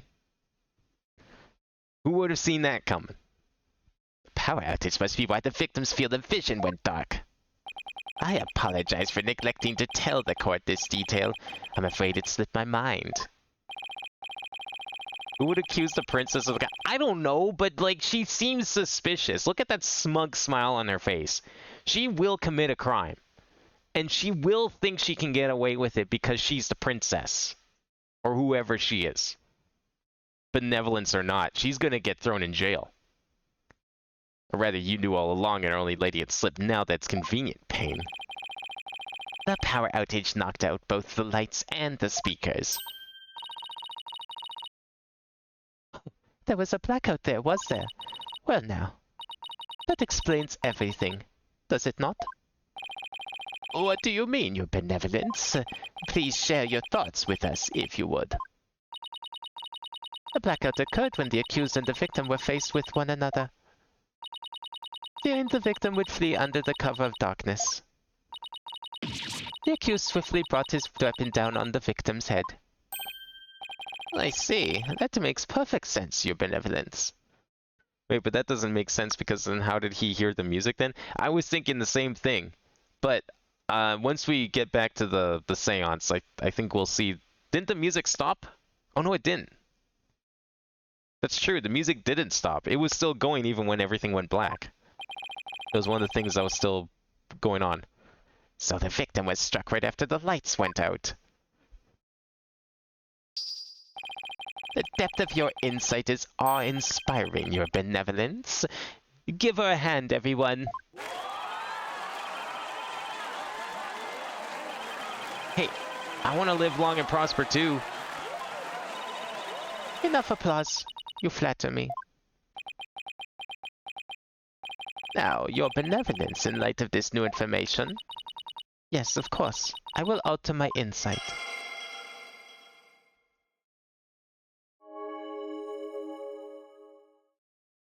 One can safely assume. Whoa, hang on here. We're just making assumptions now? I thought all of this was like, you know, we can't really, I thought we couldn't refute any of this. And you're telling me you're just making shit up now? You're assuming? So much for my inconsistency.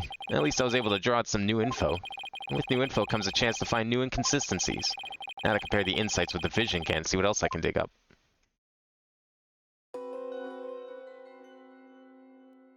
Hey, I wanna see where's the... Okay, Song of Ceremony plays here. When does it go dark? Oh yeah, there you go. You're right. It does go dark. Presumably from the blackout. Okay.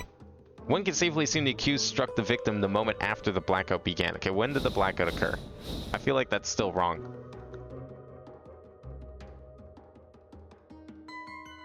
Okay, the blackout occurs, like...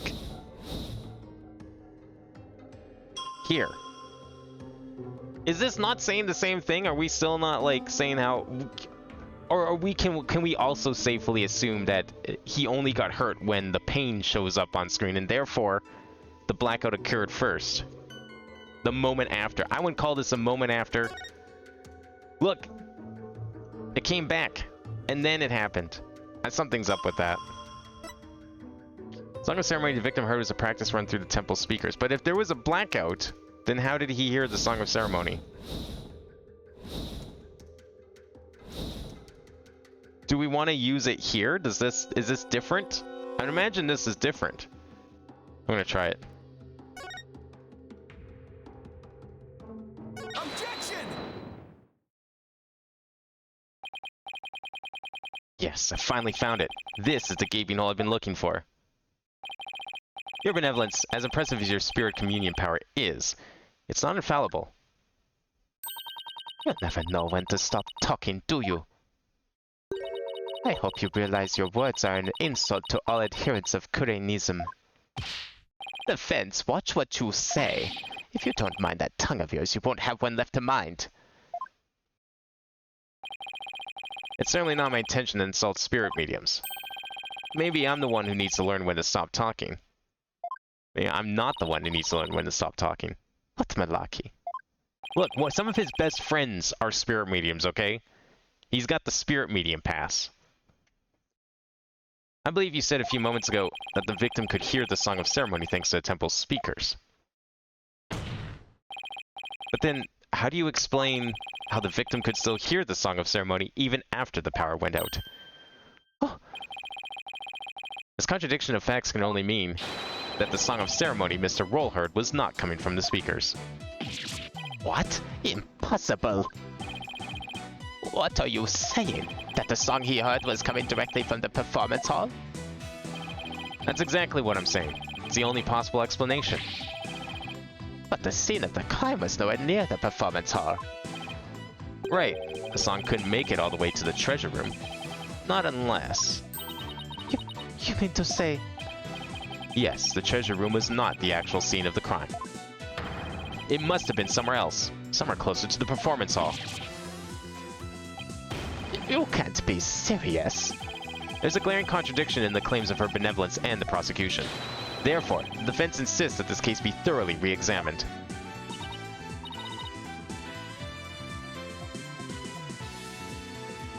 It's unsurprising they just make assumptions. Whoa, okay. What? No. This is completely unprecedented. An inconsistency in her benevolence's insights? Unbelievable. Heed not his forked tongue, your majesty. These are but the claims of a corrupt lawyer, a feeble ruse from a feeble mind. But the contradiction revealed by the defense is undeniable. We can't just turn a blind eye to it. But the defense's assertion is, in the end, meaningless. Even if the location of the murder turned out to be different, it doesn't change what we've seen of the moment of the murder. Indeed, the accused is standing right there in front of the victim. Furthermore, the murder weapon remains raised above his head. My insights still stand. Hate to admit it, but she's right. The seance vision still makes the situation look really grim for Albie. I doubt even the defense can dream up an explanation as to why. The accused has his hands up over his head. Well, this defense dares to dream, making it out of this nightmare alive. You what? You still insist on trying to tear down my insights, do you? You'd better be prepared to back up your claim. Remember what will happen to that tongue of yours if we find you are just wagging it. Yeah, I think a lot more is going to happen than just him and just his tongue. Of course I can back up my claim, just as soon as I think of something. You appear to be fully prepared, defense. As the embodiment of this court, I give you permission to try and prove your claim, as long as you are willing to stake your life on it. Concur, your majesty. Prepare the tongue shears. Chop chop. Chop chop. Yes, let's have the bailiff fetch them. I think I saw a suitable pair in the basement. Chop chop. Stop. I hear that lying lawyers have several tongues to spare. I'm sure you won't miss one. Yikes, these people are actually serious. I'm rather attached to my tongue. Think, Phoenix. Other than to raise a weapon, why would Alabi have held his hands up like that?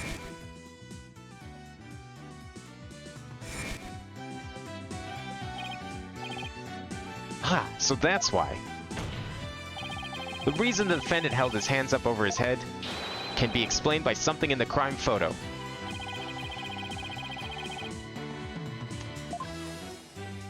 Aw, damn it, the hand still requires me to drag it. I thought they fixed it for this one game. I still have to drag the hand. I can click on the screen on the fountain, no problem. But I have to still drag the hand, despite that not being an issue in the previous trilogy. As in the seance vision, I witnessed the defendant raise both of his hands over his head yesterday. You did? Where did you see such a thing? When the police had their guns trained on him as they made their arrest. Oh, are you saying... The victim was a security guard, and an armed one at that. The defense proposes that the victim had pointed his firearm at Alabi, and that's why the defendant's hands were raised in the air. Kuna!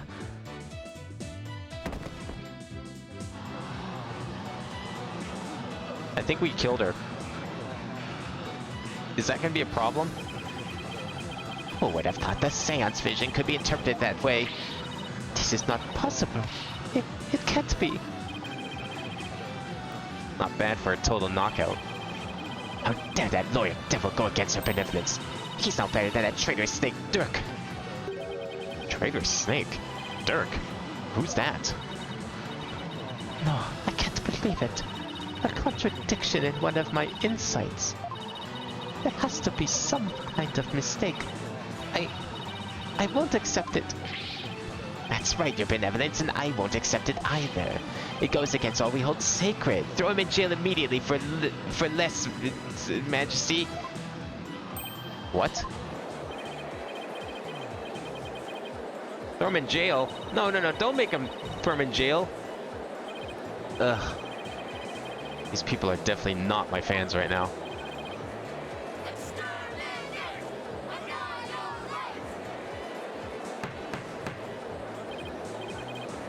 Peace. Give me peace. I said peace. Now everyone, please calm down. Is he... Your Majesty, please assign this black-hearted attorney a suitable punishment.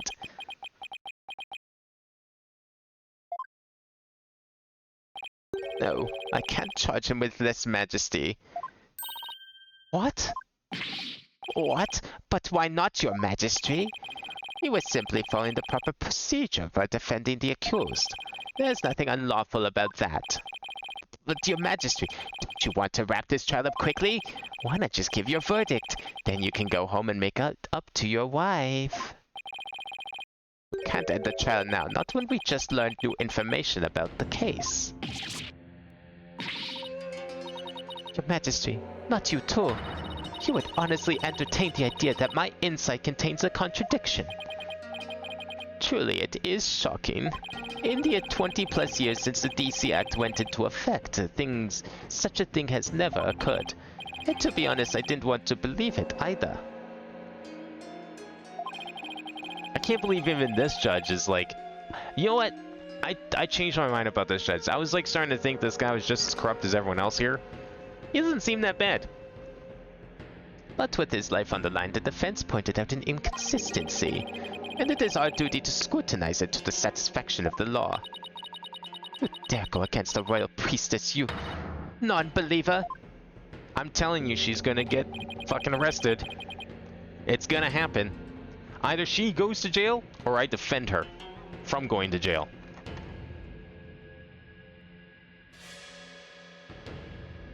No, my faith is as strong as ever. But I have a duty to make a fair ruling in this trial. If you insist on interfering with that process, your benevolence, I'm afraid I must request your removal from this courtroom, royal priestess or not. Ooh. What? I'll have you know. Your benevolence. Please acquiesce in this, your benevolence. Looks could kill. I won't forget this offense, barbed head. I do not admit defeat. I won't. Every judge in these games is always the GOAT. I mean, you know, you're right. Some of the judges can be a bit dumb looking at times, maybe a little forgetful. But at the end of the day, they do know how to make the correct decision. The right decision, if you will. Even if they're in a foreign country like this, even if they're Canadian, even if they're not even a judge and just think they're a judge in Britain. Bailiff, please see her benevolence out. You Mitama will face due retribution in the Twilight Realm. The demons there they'll pluck the barbs right off your stupid head. I hope your suffering will be super duper painful. And I hope they throw you into a lake of burning fire. Yeah, and then... Alright, save it for the next trial, okay? I guess she's still just a teenager after all. Now then, defense, Mr. Light, was it? That's right, your majesty. Phoenix, right. Of course, Mr. Wright, my apologies. Well, now that we have this newly uncovered fact, I suggest we proceed with arguments. Thank you, your majesty. Yes, but do not misunderstand me.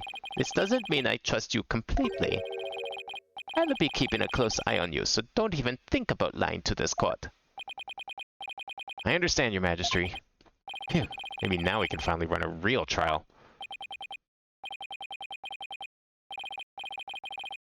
I feel like Reifu isn't even a teenager. Like, she looked way young, too young to be a teenager even. Arguments, your majesty. Very well, I accept your challenge. Huh? What's with him? Oh, the look on your face, Mr. Wright. It's just... it's just too hilarious. What's so funny, Mr. Payne? The defense still doesn't get it. The truth he unearthed is going to bury him in his case instead. What do you mean by that, prosecutor? I told you, it's Chief Prosecutor. Yes, because that's the thing to focus on right now. Again, why is the chief prosecutor standing behind the bench? Even Edgeworth thought that was weird. So did Phoenix, I believe.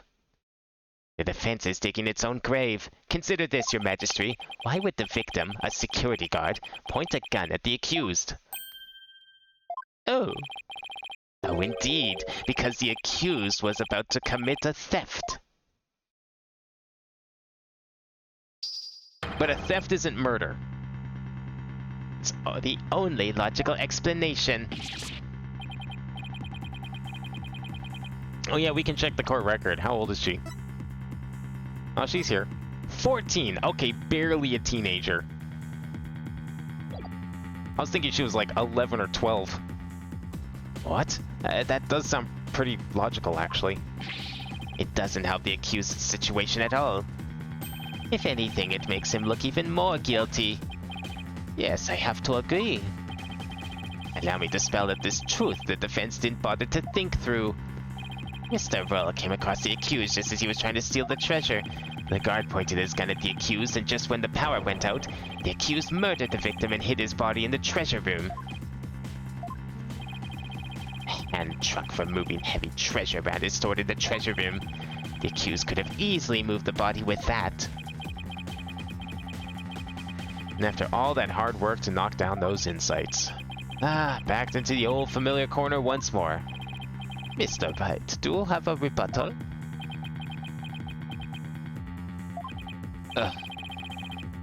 I'm drawing a total blank here.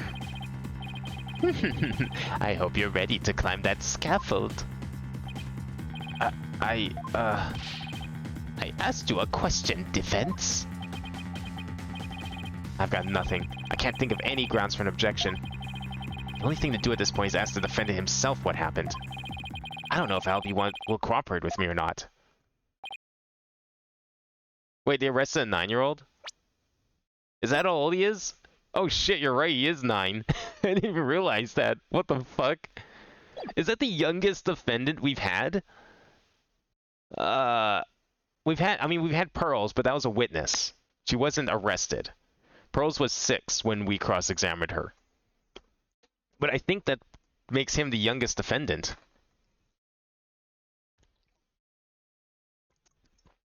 LB? How much want to bet if we get this kill? Oh god, don't even start that. Fuck no. We don't need to bring that back. That's not the kind of nostalgia we need. We don't need her to get arrested a 4th time. You don't have to say anything, accused. Fall for his evil trap and you'll only dirty your own soul. LB, you have to tell me the truth. I can't help you unless you do. Mr. Wright, I'm sorry. Why? Why won't he trust me? Is this it? Is this the end? For both of us? Maya, I'm sorry. 14-year-old is given all this power and prestige, man. It's going to be an interesting plot point when the game brings up the fact giving a 14-year-old that power, and it's kind of fucked up, actually. You know, it's funny you mention that, because, like, I mean, one, she's a princess, so she kind of just gets it by right, and everyone just kind of accepts it. But I also just came back from, like, recording 7.3 in FF14, which is pretty much where the exact same thing happened. Twice, no less, in the span of a single patch. It's kind of fitting that we're dealing with that now, too. Everybody always told me they're bad, bad people who help dirty criminals go free. I never thought a lawyer would actually try and help me. Would he actually believe in me? Would risk his own life for me? I never would even imagine it. I'll be. So, that's why I lied. To try and save myself. But I'm not gonna lie anymore. If you believe in me enough to put your life on the line, then I'm going to believe in you too. What? Allow me to explain.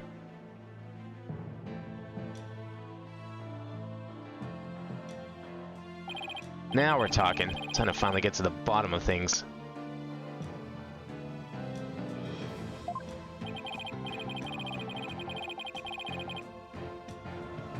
I mean, I think it's pretty predictable that we're probably gonna get that Maya's gonna get arrested.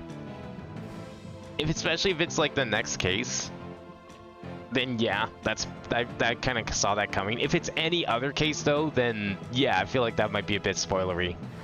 Because if they don't do it in case 2, then that means they have something bigger planned for it than just like a one-off joke because haha, Maya's back. To be honest, I went to the treasure room lots of times to look at the treasure box.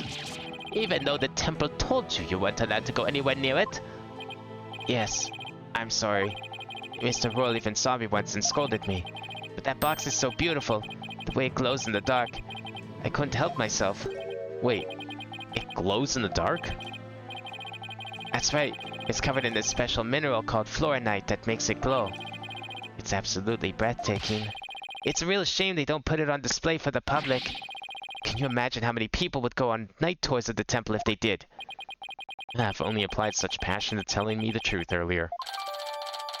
Yeah, but there's no money involved in telling the truth.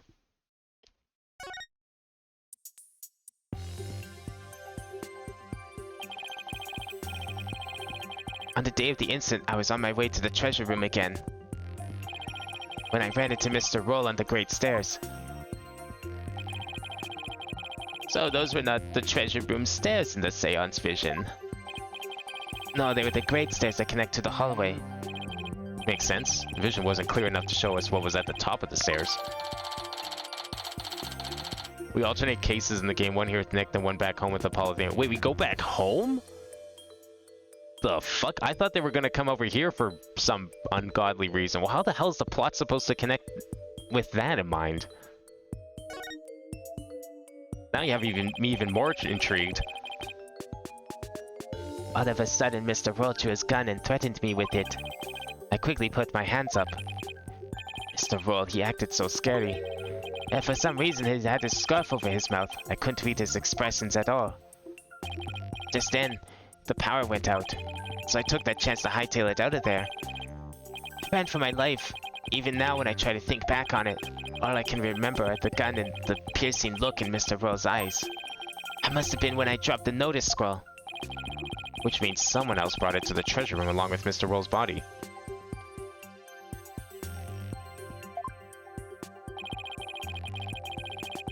Did Mr. Roll say anything to you when you ran into him on the stairs? What is it, Albie? I have no idea why, but he asked me a strange question. Did you steal it? He said. What? I'm sorry. I'm sorry I didn't say all this before. I didn't think anybody would believe me. A grand speech. One that confirmed my suspicions that you were the thief. Objection! It's possible the victim simply misread the situation. Where there's smoke, there's fire, as they say. The victim must have had good reason to be suspicious of the accused. Why does every new piece of information have to seem so incriminating? Saratu. What do I do, Saratu? And what better reason to suspect the boy than seeing the treasure box in his hands? In the course of his rounds, the victim must have noticed that the treasure box had been stolen. And then, just after that, he ran into the accused. I'll be your guide. No, that's not what happened. Therefore, the only one who stole the treasure and killed the victim can be none other than the accused.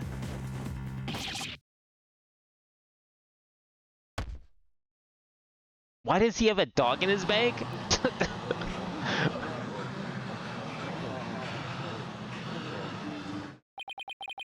What now? Oh, that's who he's been praying to this whole time.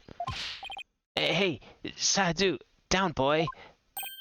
Well, what do we have here? I'm sorry about this. This is my dog, Sadu. Who nearly gave me a heart attack. So that's what was making his bag move.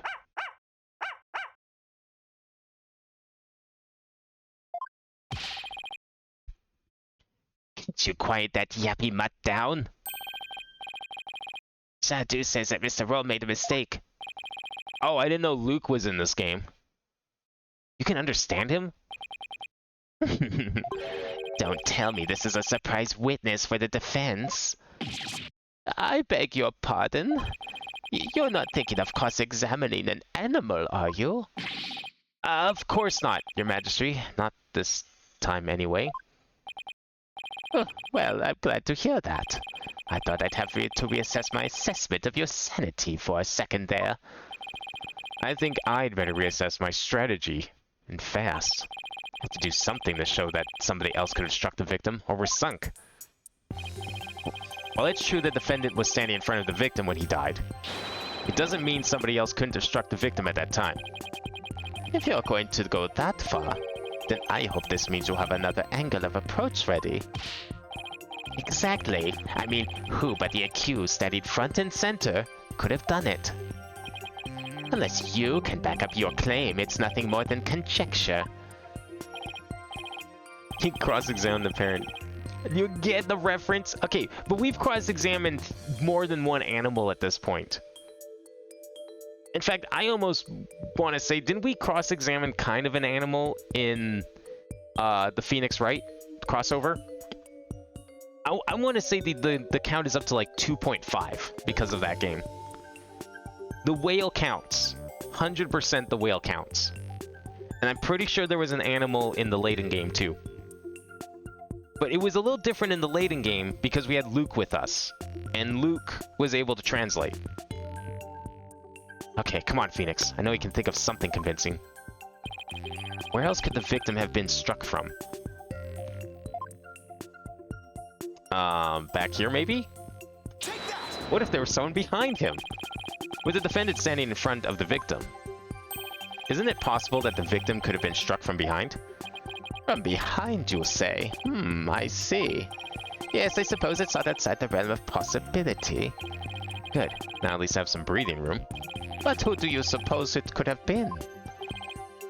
Oh, the true culprit, naturally, the one who actually committed the theft and murder. The true culprit? And I suppose you have a true timeline of events to go along with that? I should have known I'd have to explain everything.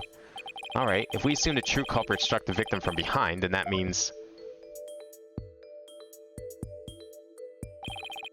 After going to the treasure room and stealing the treasure, the true culprit tried to escape.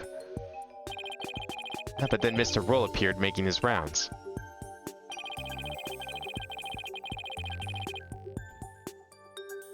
Didn't the bard have a... Yeah, you know what? That's right. It was 2 parrots. He's done 2 parrots and a whale. But I thought there was another animal. Then we're up to like 3.5 because I'm pretty sure there was a... Wasn't there an animal that Luke had to translate that wasn't the parrot? I thought there was like another... Because like the parrot, you can make up the excuse. Like, well, parrots could talk. So they can say stuff. That's fine. But I thought there was like another animal in that game. I'd have to go and like look at the witnesses in that one again. But there was another one I remember there was a point where Luke had to do something and like intervene to translate. And we basically got the testimony through him as a translator. I imagine the culprit then quickly hid in the storeroom at the other end of the hallway. You're grasping at straws, Mr. Wright. Admit it, you have nothing but baseless conjecture. I'm gonna look for something to base it on right now. Albie? When you ran into Mr. Roll in the hallway, was there anyone around the storeroom area? I don't know.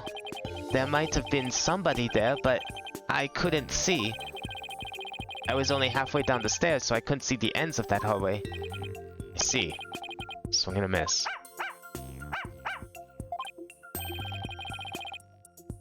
Oh, dude says that someone was there.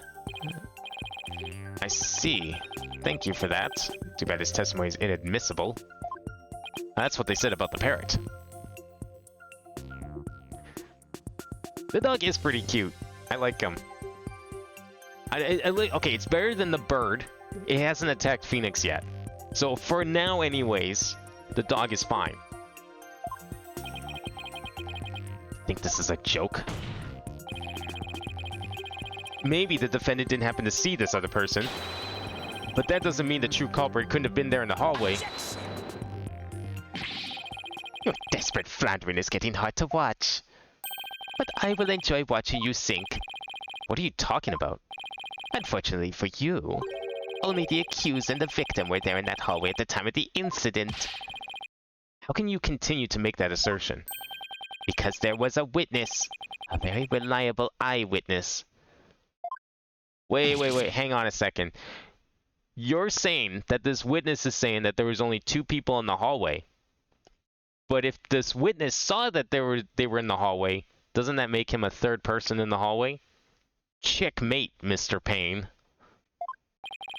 Your Majesty, the prosecution would like to call its witness to the stand. Calling an eyewitness to the stand, It's been decades since that happened. And unlike the defense's witness, you can rest assured that there are no pets involved. That was a low blow. Very well.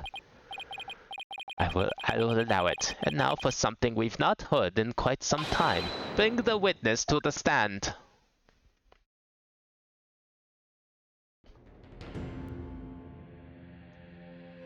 Well, here's the true perpetrator. Fucking Asian Jesus over here. Witness, please state your name and occupation.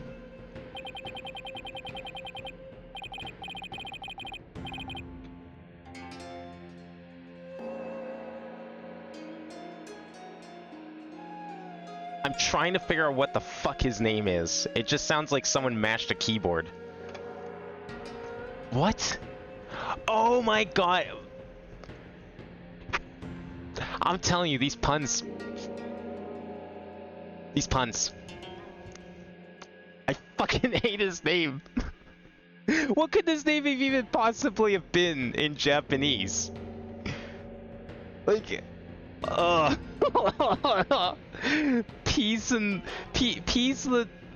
loving and understanding.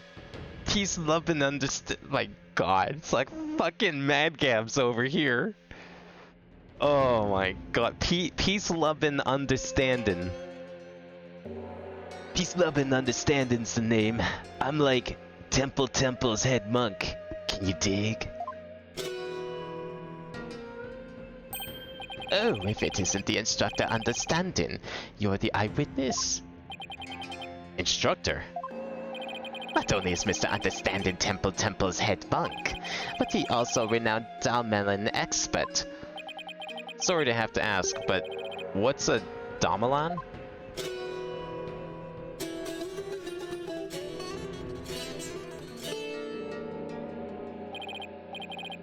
Check it. Here she is, my sweet serenader, my one and only. Groovy, right? But you heard her sultry sounds once before, brother.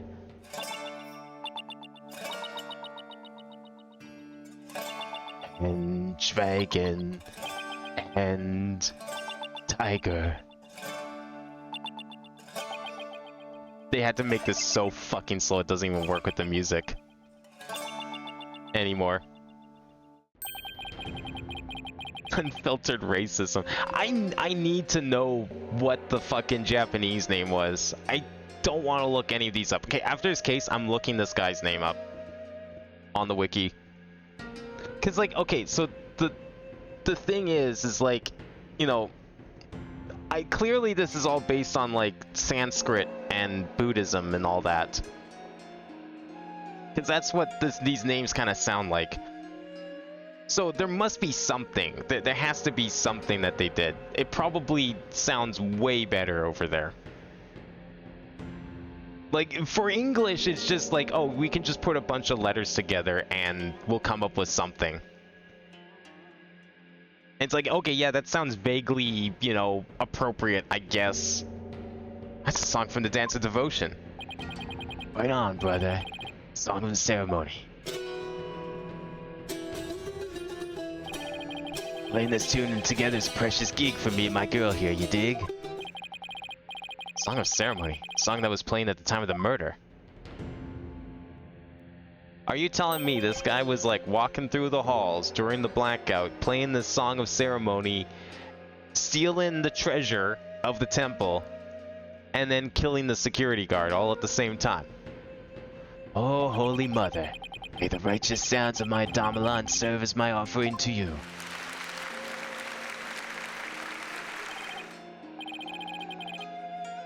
Oh, I can't wait to see the rest of the witness names in this game. They're gonna be amazing. Wonderful, a great performance as always. This is my thing, you know. My bag. I make instruments speak, baby.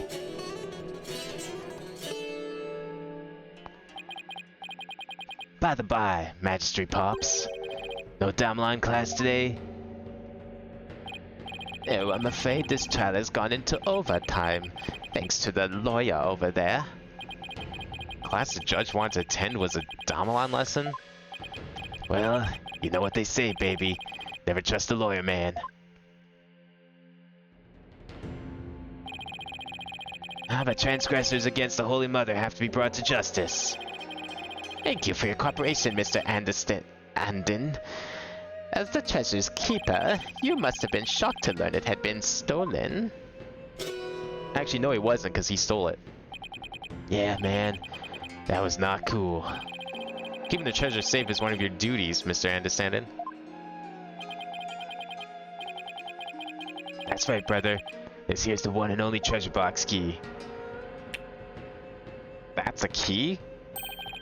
I thought this was like a really fancy Magatama. I keep it on me at all times. Can you dig? But the sneaky thief went and cracked it open that sucker anyway. Total bummer, man. So that's the key to the treasure box, is it? You know it, baby. It's called the Magatama key. And it's a historical artifact to boot. Oh, it is a fancy Magatama. It's been passed down from head monk to head monk at temple to temple. The Magatama key, huh? Sole key for opening the treasure box. Understanding keeps it on his person at all times. Could be a key in the shape. Well, he just called it a Magatama key, so it's a Magatama in the shape of a key. I've never seen a key like that, but his wording certainly confirms it. Now someone's jacked the treasure on my watch. It's a real buzzkill, man. How am I ever gonna face her holiness again? Every time he like raises his hands up like that, I'm expecting to like fucking means. I'm expecting like all I can think of is just memes coming out with that creepy smile, that horrible smile. I'm getting PTSD from fucking Professor Means of all things. Oh, Holy Mother, please find in your infinite mercy to forgive me. Please guide this lost and humble lamb. Why do I always get the far out ones? Mr. Understanding, you witness the accused and the victim heading to the treasure room? You know it, baby. Best believe I scoped that tiny transgressor. Would you please give the court your testimony regarding what you saw? Oh, the whole hand symbol's fine. It's just when it's paired with that smile, that's when I had a problem. To bring justice against the transgressor, man? Yeah, of course. I'll do all I can. In the name of her holiness, I vow to sing naught but the truth. I swear to bring. Hit me.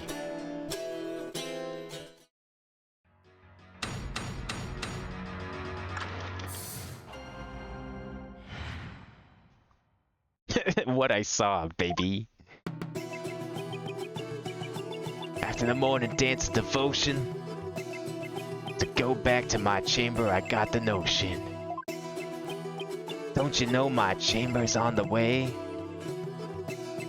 To the temple's treasure room? Hey, hey. Any small footsteps, I can quite clearly hear, if anyone to the treasure room goes near. I love that even like the text sound is like pitch shifted too. That's great. Look, just because you're playing a song about how LB was the only one doesn't mean that makes him the culprit here, Mr. Understanding. Before the blackout, one other than Roll, only LB to the treasure room did stroll.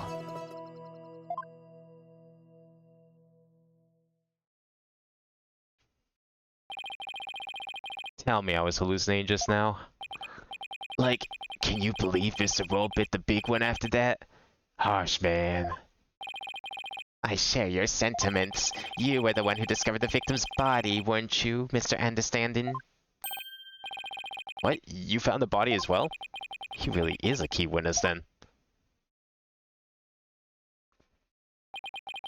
That's right, brother. After the blackout, I went to reset the breaker and give power back to the people. Yeah, circuit box is near my chamber, so I'm always the man for the job, you feel me? The breakers are in the first floor hallway in front of the storeroom. On the way I got a whiff of something funky. Blood, man. Really harsh marshmallow. I knew something wasn't kosher, so I swung by the treasure room to see what's what. It was like, whoa, man. There was poor Mr. Roll dead as a doornail.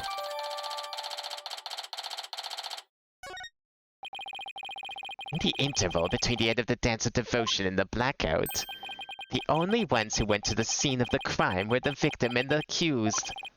So you see, Mr. Understanding's unassailable account is what led to the accursed's arrest.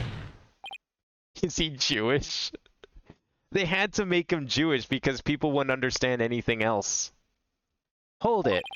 Isn't it possible that the murder took place before the end of the Dance of Devotion? I'm afraid that's not possible. The victim was in the performance hall until the very end of the dance. He was? Would you like some proof? How is this? A photo of that morning's Dance of Devotion, taken by a tourist. I meant specifically in the English localization, because if they made him like Buddhist or something, like a Buddhist monk, no one's gonna understand what like the customs of a Buddhist monk in the West. It's a pretty common and well-known fact in Japan, you know, the way like the basic ways of a Buddhist monk. But people might not necessarily understand it. But you know what's a pretty good Western analog for that? Judaism. They got like the whole kosher thing going on. You know, they don't really have like monks, but I mean, with a guy like this, that's not really a problem. My, what graceful dancing! I can almost hear the sound of Mr. Understanding's Dalmalan now. Payne's right. There's Mr. Roll on duty. Never underestimate the incredible Mr. Payne. So in addition to Rafa's insights, he had backup evidence lined up too, huh? As head monk, my monks and trainer are like my own kids. Like family. Can you dig it? I should have taught Albie better, man. I do like his guitar in the picture. He brings out the big fancy guitars for the ceremonies. For Her Holiness the Holy Mother, O Albie, confess your sins, my young brother. Head monk understand it. I didn't kill Mr. Roar, so I don't have anything to confess to the Holy Mother. What? Bogus, little man. Your faith is weak, like a wet paper bag. Are you feeling me? I don't think insulting your followers and your disciples is a great play there, Mr. Head Monk. Spare the rod, hey baby. Spoil the child, not maybe. Holiness is a magnanimous, son. If you confess your guilt, she'll forgive you in the Twilight Realm. I don't suppose she could forgive him in this realm first? Defense, please begin your cross-examination.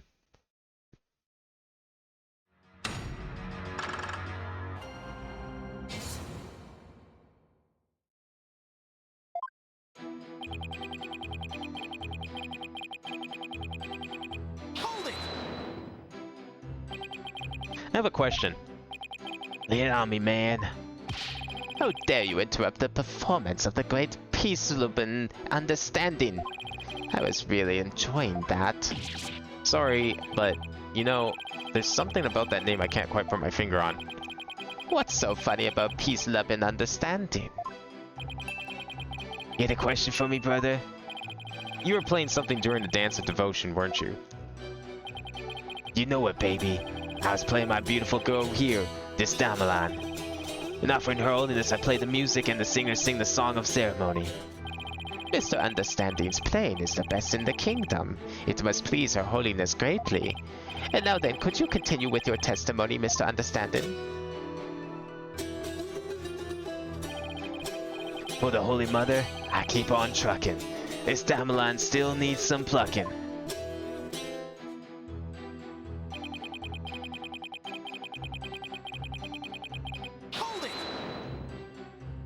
I like how they just made Asian Jesus Christ commit murder in the first case of the visual novel. I mean, well, what were they supposed to do? Make him look like Buddha and have him kill someone? You can't be pissing everyone off now, could ya?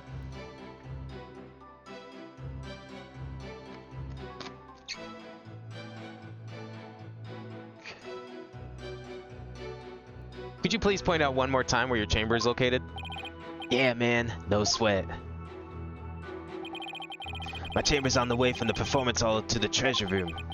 So anyone going to the treasure room would have to pass by Understanding's chamber. I wouldn't know if I'd really call that on the way. It seems kind of out of the way, but maybe it's not really meant to be a contradiction. Give peace loving a chance.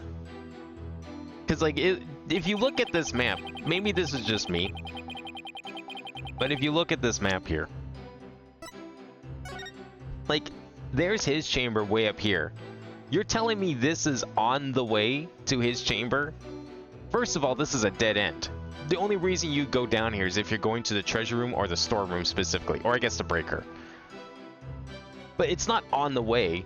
It would be like, maybe if it was over here, if the treasure room was here, yeah, I would consider that on the way. Because you'd come from here and go through here. This is, I don't know if I agree with that notion of that. But I don't think the game is going to let up on that one.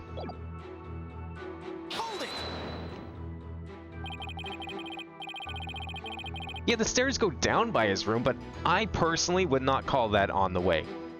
That's a matter of taste, but to me, it feels like that's important, but it seems like the game is trying to reassure me that it's not important, and I should just accept that, yes, it's on the way. Shut up.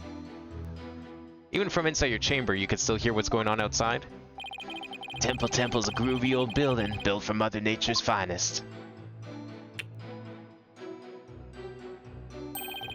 You can hear a pin drop through the wooden walls, you dig? An old building like that, I guess the walls must be pretty thin. And that's how Mr. Understanding could know the culprit's movements. It's all thanks to the Holy Mother's divine protection. Right on, my man. I dedicate this testimony to Her Holiness. Yes, past the T-junction before the stairs in his room, Art said. Well, yeah, but like, it's another junction too. There was two junctions. There's the one in front of his room, and then you have to pass the one that goes to the storeroom. Like, I would even be more ready to say that the storeroom is on the way to the treasure room than his room is. How could you tell it was Albie just from the sound of some footsteps? Albie is practically family, man. Smooth groove in his shoes are easy to pick out. But how do you know he went to the treasure room?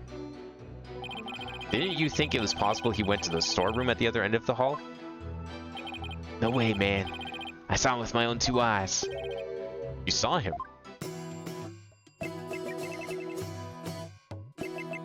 In the treasure room, this you can believe. My peepers peeped the sneaky sneak Albie. And tell us where it is you stood when you saw the accused, if you would. When I heard the footsteps, I looked out the window. Oh, there's a window going straight there. Oh, okay. From my window, I can see the window of the first floor hallway across the courtyard, you dig? And through that window, I saw LB walking into the treasure room. Pain-stained bars right now. This has been like the most interesting case one we've had in the series, I think. Yeah, you would add it to testimony. Why not? Could you please add that statement to your testimony, Mr. Understanding? You got it, brother.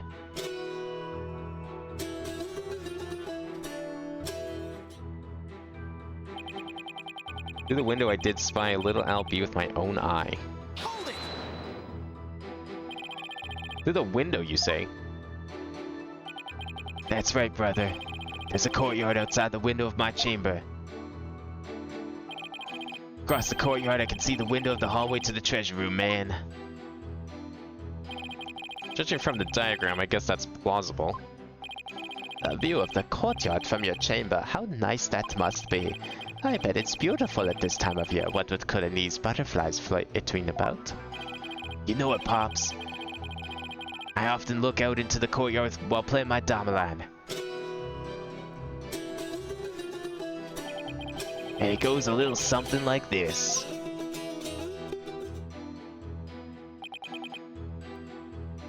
Did I already... Oh, it put the statement before the one that I got it from. Interesting. That's why I was confused. Hold it! How can you be so sure that nobody else was there? Whoa, man. You lawyers are as uptight as they say.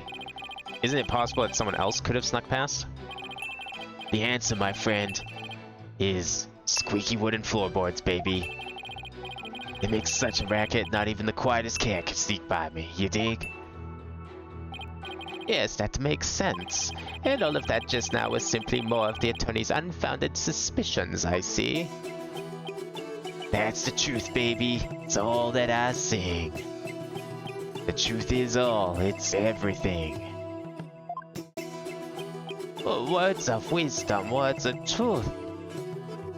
A baby tooth, forsooth, phone booth. Much thanks to Mr. Understanding. Let's bring an end to defense grandstanding. You're not stopping me. Until my client goes free. Wait a minute, why am I singing? Right on. Even the lawyers joining in, baby. Everybody's starting to feel the groovy vibe of my far-out rhythm. I refuse to let him run his show. I think I found the flaw I've been looking for. Understanding was in his chamber on the second floor, but there was something that definitely should have been blocking his view. Okay, let me check the testimony or the stuff here. Yeah, I see what's the problem here. That's what I thought. Objection! No? Wrong one? Was that not the statement we added? Oh no, that wasn't the statement we added. That was the... Sorry, it was the later statement. Whoops. I forgot which statement was the new one. I thought that was it, because it kind of explained it, but no. The doors are shut. He couldn't have seen shit. So either he didn't go into the treasure room, or he's lying about what he saw. It was this statement, I think, said it, right? No, this was it. Through the window, I did spy little Albie with my own eye. Is this not the one I just presented on? Or did I present on this one? No, I presented on this one. This is the new statement. Are we breaking the rule? We don't present on the new statement? Or is that really my jumping the gun on the evidence here? Maybe it's different evidence, but like... This seems like the most obvious thing. The door was... Well, okay, I guess we don't know the door was shut.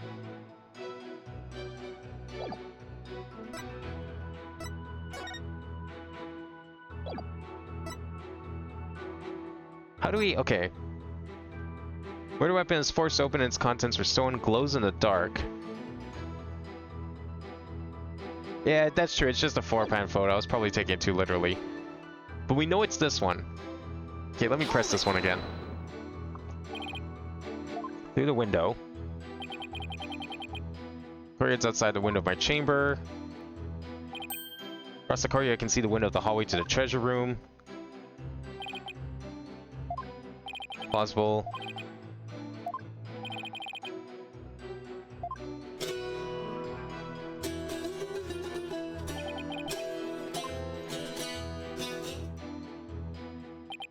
Wait a second then.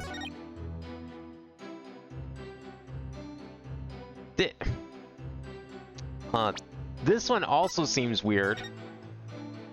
Anyone here see any wood in this picture? I know we just got the other one, but... Objection! Okay. Had to try.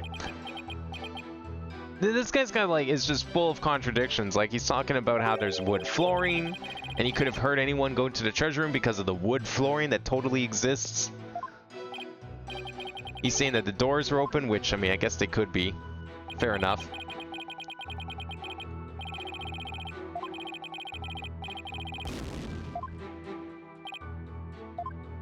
He will lay eyes on the box. Okay, it's definitely this one. This is the new one. Through the window, I did spy little Albie with my own eye. Why is this, like, inconsistent? Man keeps his eyes closed at all times. How could you have seen anything?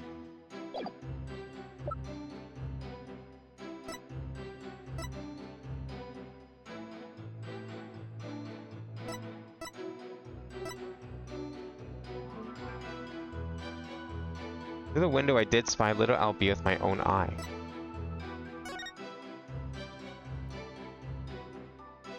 Oh, here we go. I never read the notice. Therefore, all the hallway shutters will remain shut for today's dance of devotion. Objection! That was right. I just can't really use the diagram to prove that. That's all. There's something off about that, Mr. Understanding. My music is off? I'm sorry you feel that way, man. Maybe this vibe ain't topping the charts where you're from. Now what's your poison? Orchestra? Jazz? Soul? And there's nothing wrong with my ears, witness. But something's not quite right with your eyes. Mr. Understanding, you've been lying to this court. And before he explains he has X-ray vision. Now why would I lie? I got nothing to hide. Truth and truth alone is all I sing. Lying, y'all? Nah, lying ain't my thing. I contend otherwise. Do you recognize this object, Mr. Understanding? Temple notice, man. What of it? In this notice, the following instruction to the temple monks is written. All of the hallway shutters will remain shut for today's dance of devotion. What you talking about, Phoenix? I'm talking about the fact that from your chamber, you couldn't have seen anyone going into the treasure room through these shutters. Looks like you didn't get the memo. No way. I don't believe it, man. If you don't believe it, why don't you read the notice for yourself? You're the head monk. Shouldn't you have, like, known what this notice says already? Let's see. Something, something, will, something, for, something, something. Is that your idea of reading? I'm not so hard at reading Koreanese, man. Is this guy's just walking lies? He's not even Koreanese. How is this guy the head monk if he's not even from this country? I usually get one of the other monks to read stuff for me, you know? What? Doesn't that make your duties as head monk a little difficult? Hey, cut me some slack, man. I only moved to this country 6 months ago. What? You can't read the language. Yeah, that's right. You can't read the language. What the fuck? How are you a monk at a temple like this and you can't even read the language? Like, if we're going off of the real world analog here, how the fuck are you supposed to read your sutras every day? It's quite recent, isn't it? So, how did someone who's only been here 6 months become head monk of a temple? Oh, little you understand. Religious faith can be measured in months or years. I've only been an adherent of Koreanism for 3 months myself. The Holy Mother's teachings really spoke to me, prompting me to stay in this country. Or was it the fact that there are no lawyers here that spoke to you, Mr. Payne, I know just how you feel, my man. Her Holiness's teaching spoke to me too. Ladies and gentlemen, I present Brother Dumb and Brother Dumber. Well, I know why Payne suddenly became a believer in Curanism. But could Understanding have had an ulterior motive for becoming a believer too? Misunderstanding. Were you really in your chamber as you claim? What? Hey, be chill, brother. Weren't you instead somewhere else? Mr. Wright, what kind of nonsense are you spouting now? According to Mr. Understanding's testimony, he saw Albie with his own eyes. Therefore, is it really nonsense to suggest he could have seen Albie from somewhere else? Well, you have a theory, Defense? Do you know where Misunderstanding was, if not in his chamber? If he wasn't in his room, then... If Albie had gone down the hallway toward the treasure room, there are only a few places he could have seen Albie from. I do have a theory, Your Majesty. Let's say the witness really did see Albie going towards the treasure room. What then? The defense proposes this is the only place he could have been to see Albie go down that hall. I mean, in the hall itself, right? Like, if we're talking the hall and this door isn't open yet, then it has to be here. He has to be in the hall too. There's no other explanation. Well, if he's down here in the storeroom, how the fuck did he see anyone in the hallway? He can't look around corners. Unless there's a mirror here I don't know about. He would have had to have been here. In the hallway. Peek the door? Look, I know we're playing Phoenix, right, and all, but surely there's limits on how far we can stretch this logic for the time being. But you just suggested earlier that that's where the true culprit might have been. True, but no matter how I look at it, this is the only place Understanding could have been. Mr. Foreign Lawyer, don't tell me. Are you accusing Mr. Understanding of being the true culprit in this case? Wait, I can choose to not accuse him? Where does that go? This is new territory we're going through here.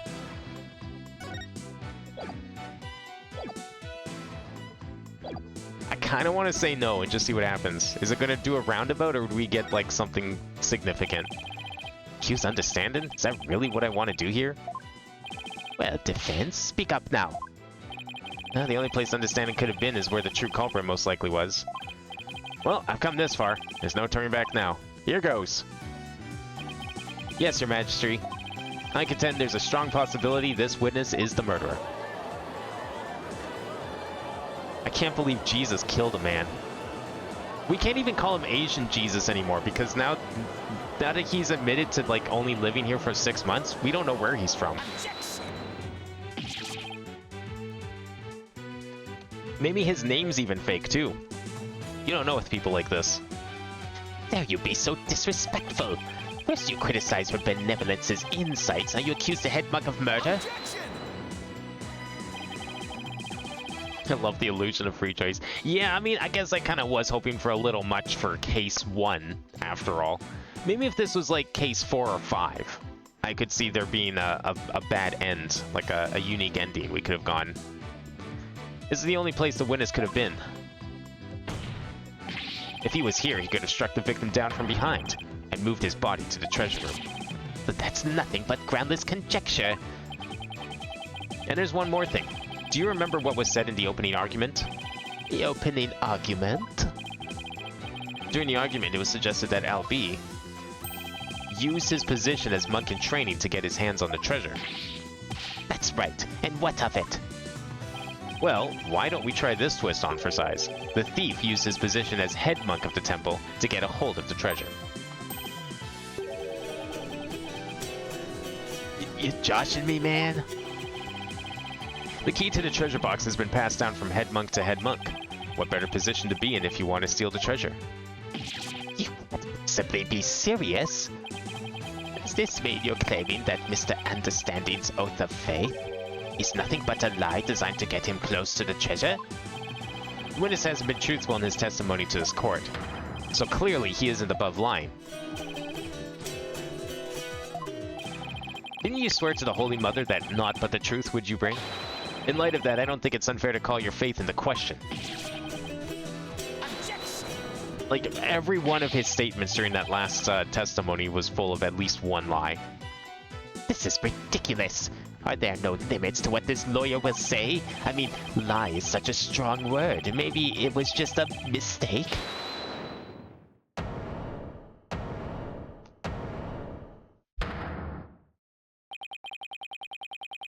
Enough with the nervous record team, prosecutor.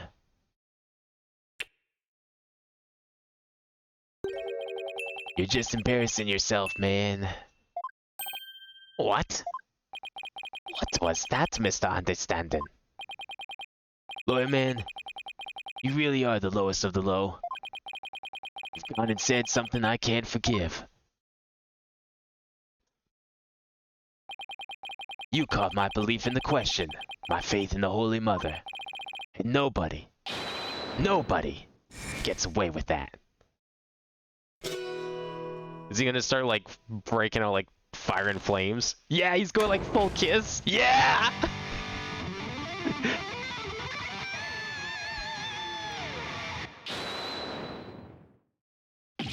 What on earth, that music? It's making my ears bleed.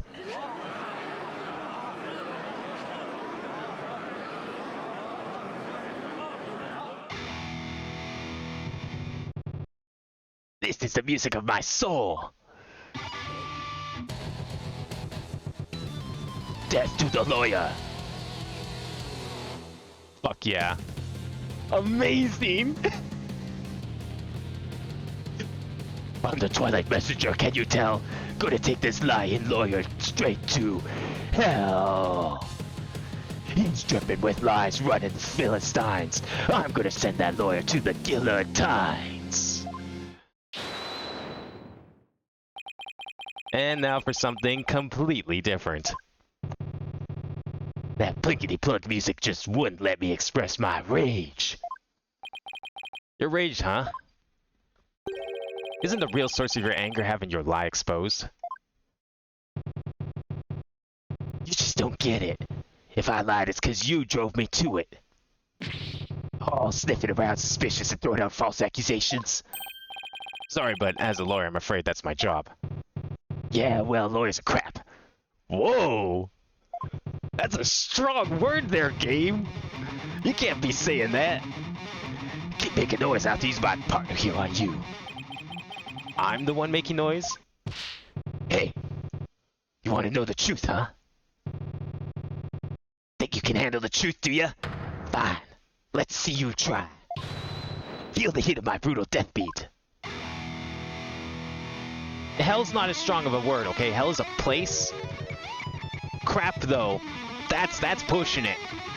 I don't know if I can be showing that word on stream, okay? Crap's a little too strong for my liking. Hell's perfectly fine, though. Savage, right? Sweating bullets, ain't ya? Screams of my soul are gonna make a mosh pit out of this peanut gallery. Did he really just win the court over with that performance? Yo, geezer! I got something to testify. Get ready for the howling of my soul. I call this chart chopper Soul Screaming Truth.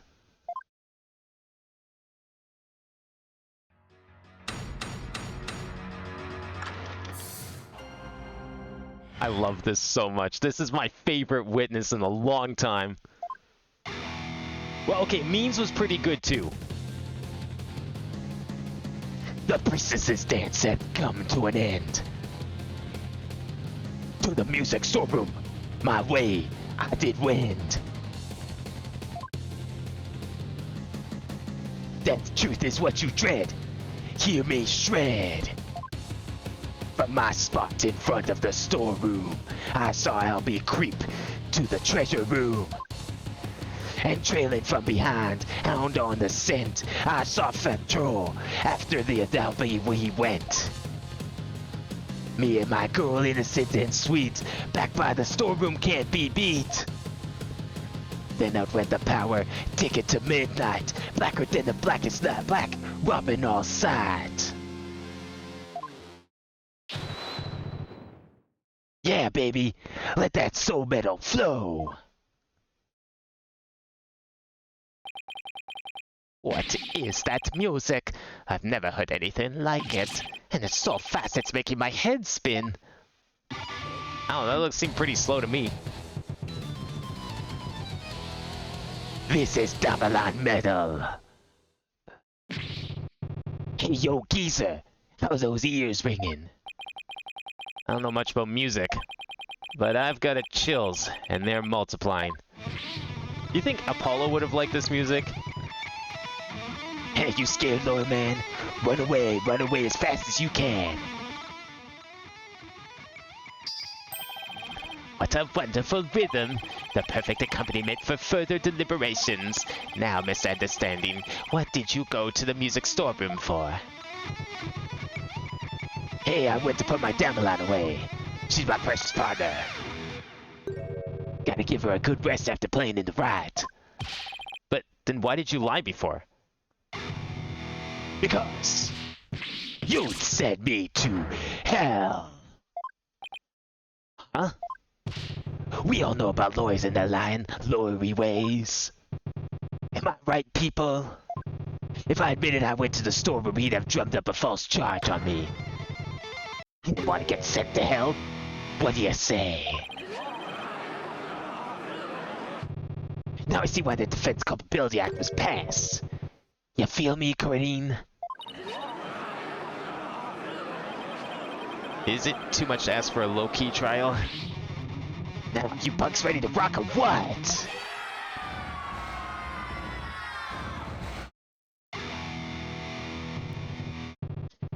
I can't hear you.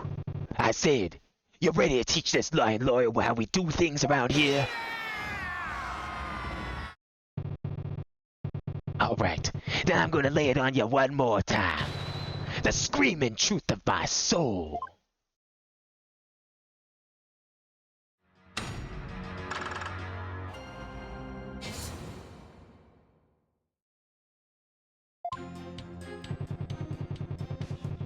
I kind of wish. Maybe I was asking for too much. I was kind of hoping we'd get unique music here. Like just like a rock version of it or something. That would have been kind of neat, just to go along with this. You say you went to the music storeroom. But how do we know you didn't go to the treasure room to steal the treasure instead? And what grounds would you base that accusation? Got anything to show for it? He's right. I don't really have any proof. And yet, well, you can't prove you didn't go to the treasure room either. You stole the treasure and were ready to make your getaway when you saw Mr. Roll. Wait, was that one of the... Was that Gavin's G on the back of the amplifier? It really did look like the Gaviner's logo on the back there.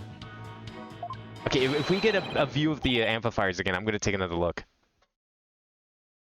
So you panicked and ran into the music storeroom. Isn't that right? Yeah, look at that! Ran the corner and the sticker on the right one. It's upside down, but it still looks like it. Why do I feel like I'm being stabbed by icy stares from every direction? The silence is your answer, Lord Man. That's all you know is the score.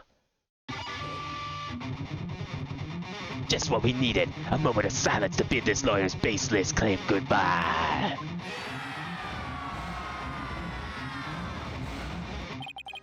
Why do they have to hate lawyers so much in this country? I said it before and I'll say it again, Lord Man. After the priestess's dance, I went to the music storeroom.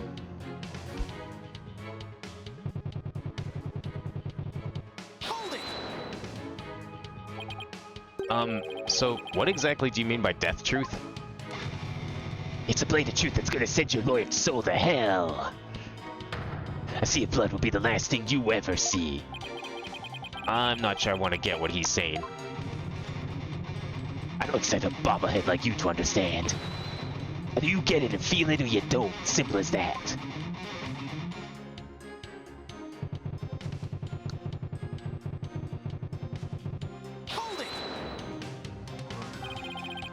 did LB appear at the time? Come to think of it, he was glancing around all shifty like. You could tell he was up to no good. Shady, I tell ya. You know, this guy's gonna, like, get up to walk away from the witness stand, and he spun his guitar around him so many times, he's gonna trip over his aux cable. It's probably all wrapped around his feet by now. What's that saying about people live in glass houses? Well, he was about to steal the treasure, so it only stands to reason he'd look furtive. Objection! The defendant admitted that he was sneaking to see the treasure box. Wouldn't that be why he was looking around? What's that, people? Only the Holy Mother knows the truth, you say? East Lovin' knows the score, baby. From my lips to our Holy Mother's ear, an artist only sings what he saw there. In other words, my reasoning isn't good enough for good Godboy here. And what did you see next, Mr. Understanding?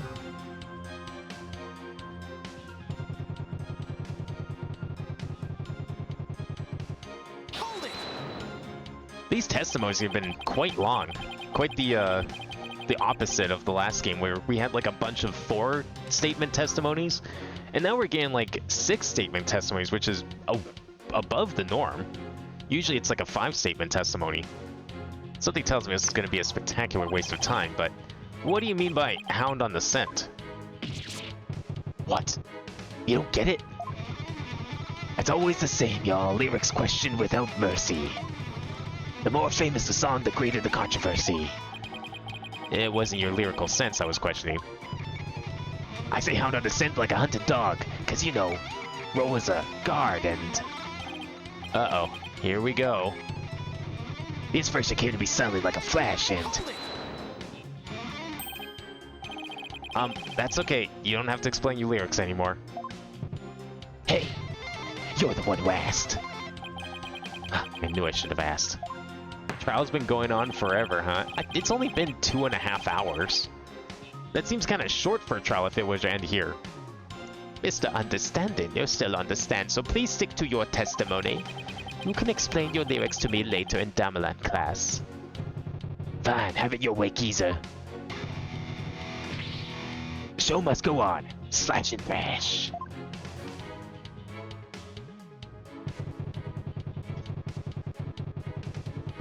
Hold it! What exactly were you doing in the music storeroom?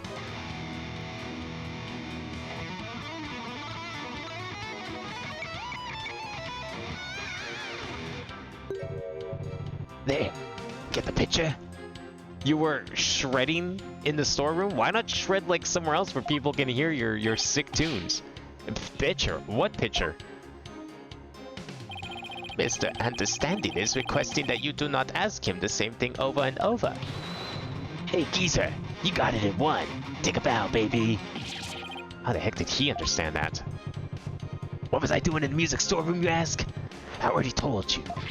I was taking care of my partner crime, getting ready to put her away. But see, would you believe it?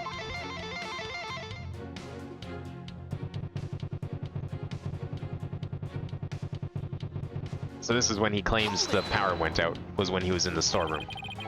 Where were you when the power outage occurred? Like I said, I was in the music storeroom. My girl had been sounding a little off, so I had to get her back in tune. Isn't it true that you were actually in the hallway at the time? The hallway, you say? Why would I be in the hallway? You were waiting for Mr. Roll to come back from his patrol of the treasure room. Now that he discovered the treasure had been stolen, you were going to kill him.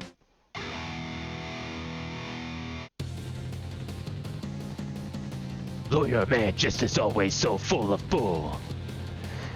Spewing noxious lies and pulling the wool. Filthy liar through and through. And I ain't never ever gonna forgive you.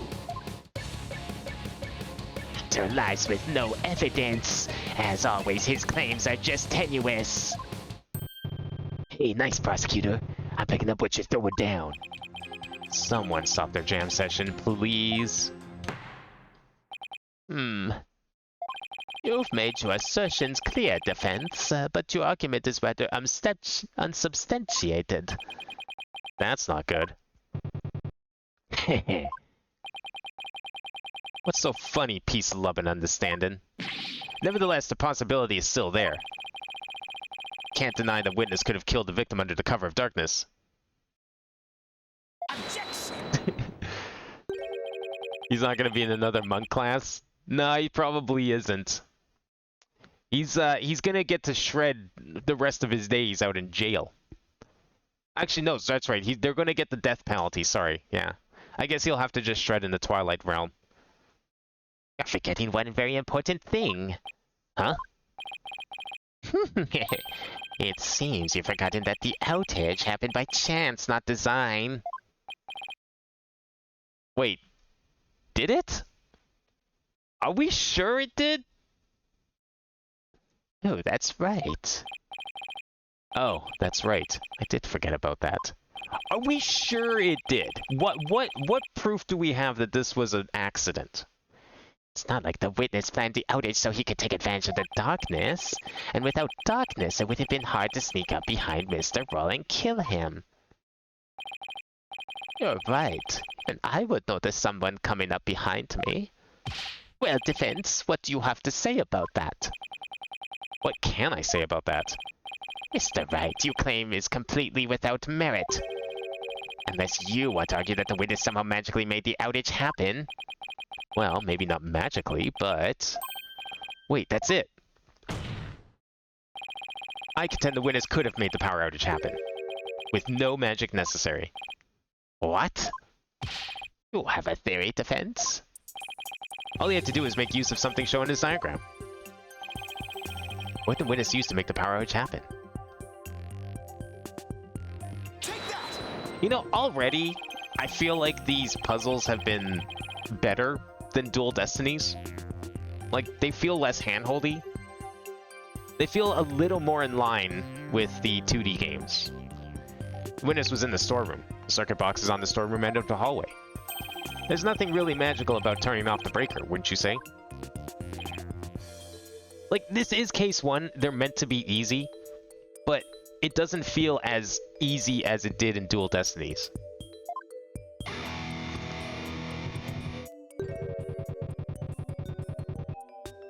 Nice try, but that theory doesn't hold water, loyal man. And why not? You're saying I turned the breaker off and then stuck up on Mr. Roll and hit him? In pitch black darkness, with no source of light whatsoever? Is that what you're saying? With the lights off, that hallway is blacker than 100 midnights. You can't see the hand in front of your face. How could anybody commit murder like that? Unless it was somebody standing right in front of the victim, like the accused. I hate when he's right. But I can't just let his point stand. Well, maybe the victim was holding something that served as a guide. A guide through the darkness? Something that's more than a little vague, wouldn't you agree? You ain't gonna move this room with a half-baked lunch like that, bro. You gotta hit him hard. Really make him feel it, you hear me? Just like my verse, baby. Woo! Well, I'm afraid I don't understand the witness's lyrics very well either, but in a trial your arguments have to be clear and precise. Let's hear some of that clarity and precision now, Defense. Uh-oh. What do I do? Can you present to us something that could have served as a guide through the darkness? I can. Yes, I can. Because there has to be something. Alright, so let's see what you have, Defense. I'm gonna miss about joking about Black Quill Yowie. I'm sure we'll get something in this game. This is only the first case, okay? The tutorial case always has to feature pain. We don't get introduced to the real lawyer until case 2. So there is plenty of time to get all of your brand new shipping fiction that you want. Or sorry, canon.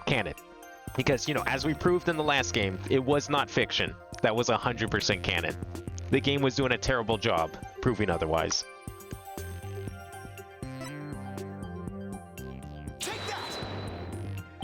See, I feel like, okay, here's what I'm saying as an example about the puzzle quality in this game.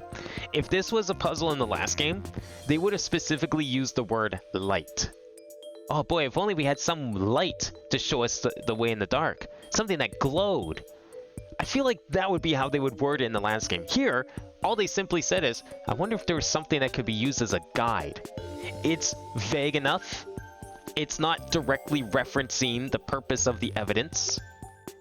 It's not, you know, hitting you over the head with it. It's just one statement, done, figure it out.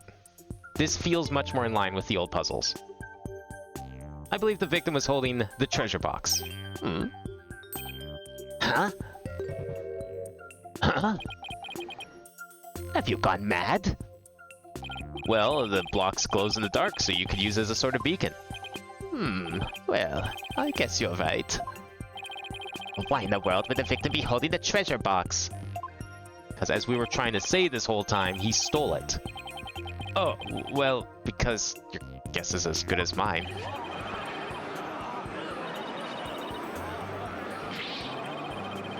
Can't go another game with without AA Yaoi jokes. I'll die like a drug addict going through withdrawal.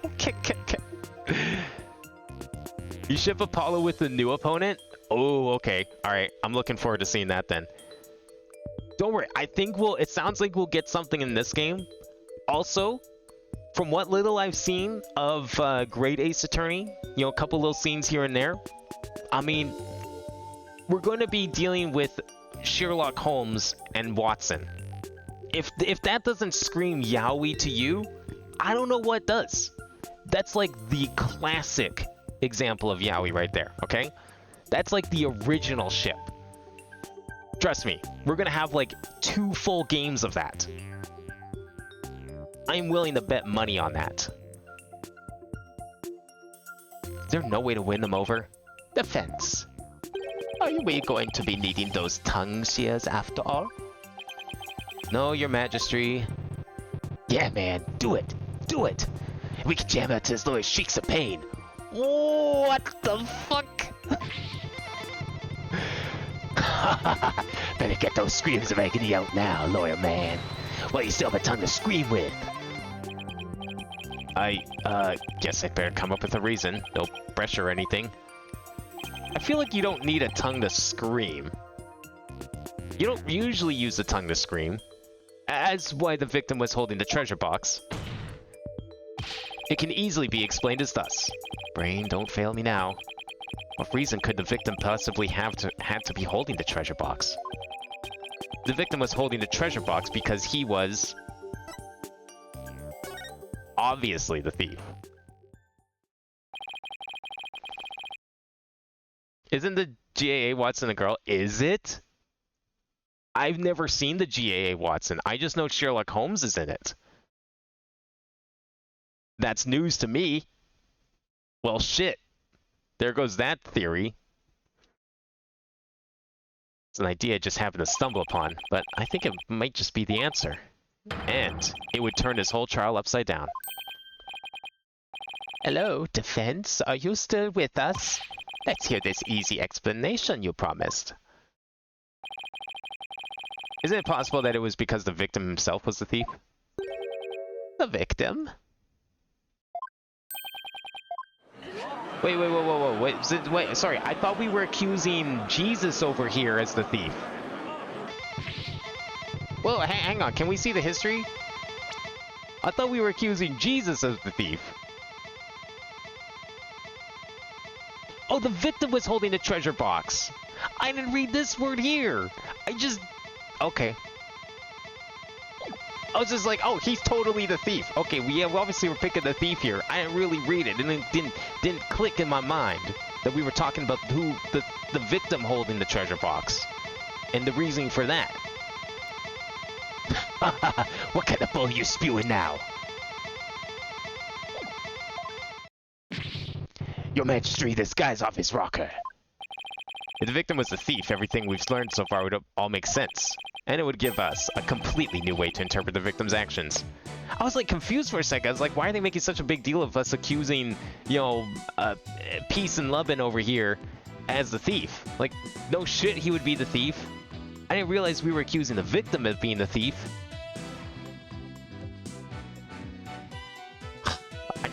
It's not that I can't read, it's that I don't... Sometimes I have to like sit and ponder what I'm reading to make sure I understand it. Because I read way faster than I comprehend. And if I'm just sitting here reading the words for stream, then it becomes even harder for me to sit here and comprehend what I'm reading, because now I have to like also read them out loud. That takes more effort.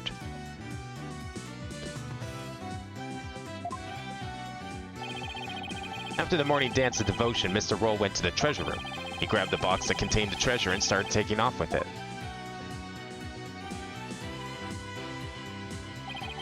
But then he ran into LB on the stairs. That's why Mr. Roll pulled his gun on LB. Then, when the blackout occurred,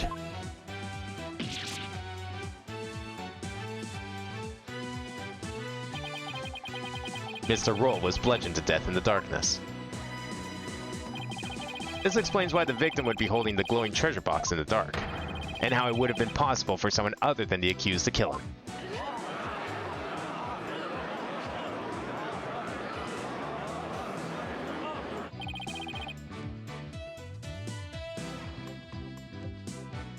You should play Yu-Gi-Oh! You would fit with them nicely? What?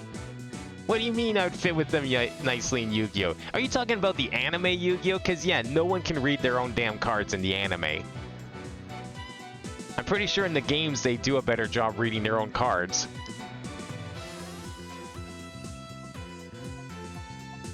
Unless you're that one game that like recreates all of the matches from the anime, and then they actually do have cheat decks. Do you have any idea what you're saying? You're unbelievable, lawyer man. I think you've lost it. Haha, that's the craziest thing I've ever heard. Roll. Trying to roll the temple? That devout believer? That pious Kuranist? I won't allow you to disparage the victim's departed soul with unfounded allegations. I hope you're prepared to back up your claim. Of course, Your Majesty. Oh, really? In that case, can we assume you have proof? Uh-oh. Proof, huh? Do I have any proof? Ask for fingerprints! Ask for fingerprints on the treasure. I can't back down now. Yes, I have proof. In my dreams. The proof that Mr. Roll was the thief may have been left behind on a certain piece of evidence. Yes, thank you. We're gonna fingerprint the box. Very well. Let's see your evidence and be ready to stand behind it. Footprints, fingerprints, I'll take anything at this point. I need proof. Something that would have been involved with the theft. And that might still have some trace evidence left on it. Would it not just be the box itself? Like, if we're gonna be fingerprinting things, like, there's a million things we could be fingerprinting, right? Look, there's blood all over the box too. The hands have been on it. It's gotta be the box. Oh, you think the photo itself should be presented? Yeah, I don't know. I mean, I was thinking the photo too, because then like maybe it would lead to us pointing at something, but I'm gonna go with the box first. The box seems more direct. I mean, it's obvious. Like, how you want to prove someone's a thief? Fucking fingerprint the item that you're claiming they stole. That's like textbook Detective 101 right there. The defense would like to examine the treasure box. There might be trace evidence on it that would show that the victim had held it. Might. You had better hope that you turn up something more definitive than that, defense. Yes, sir, Your Majesty. Very well. Bailiff, bring the treasure box. Isn't this like a big deal that we're showing this box all willy-nilly in court?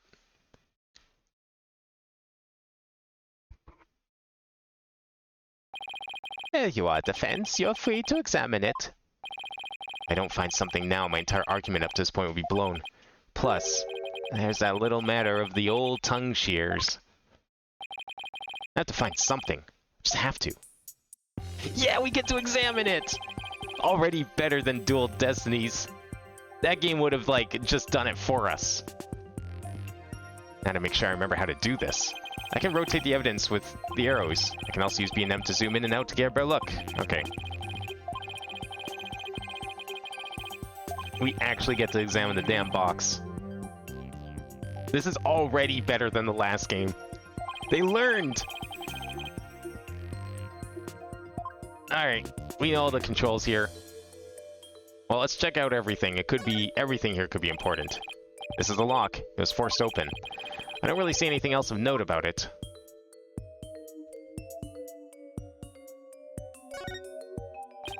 The lid of the box was forced open. But while the victim was holding the box, the lid must have been closed. I'll try closing the lid too. Oh, this is so much more involved. Hey. What? You son of a... You locked it! So? What's the big deal? I thought you can open it with that key you're wearing. Yeah, I can. No sweat. Then why is there a bucket load dripping off of you over there? I think I'd like to open this box back up again. Could you lend me your Magatama key?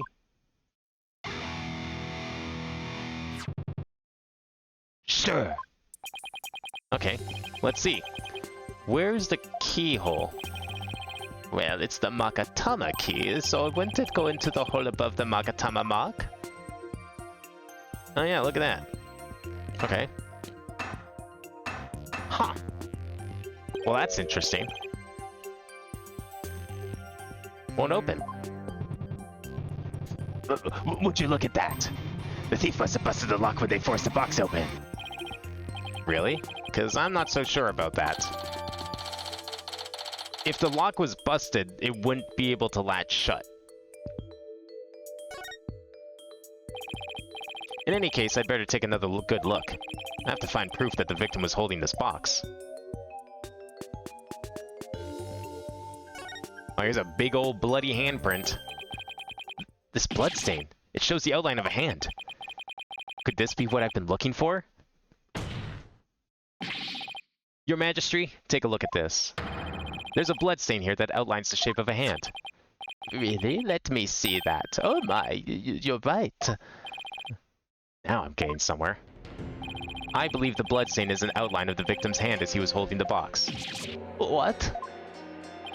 Even as he was being struck, he held on tight to the precious treasure box. After all, he'd gone through a lot of trouble to seal it. The blood from his head wound splattered across his hand and onto the box. Your Majesty, don't let yourself be taken in. It's just more of his lawyerly deceit. What do you mean? Mr. Wright, where is your proof that the outline is that of the victim's hand? What?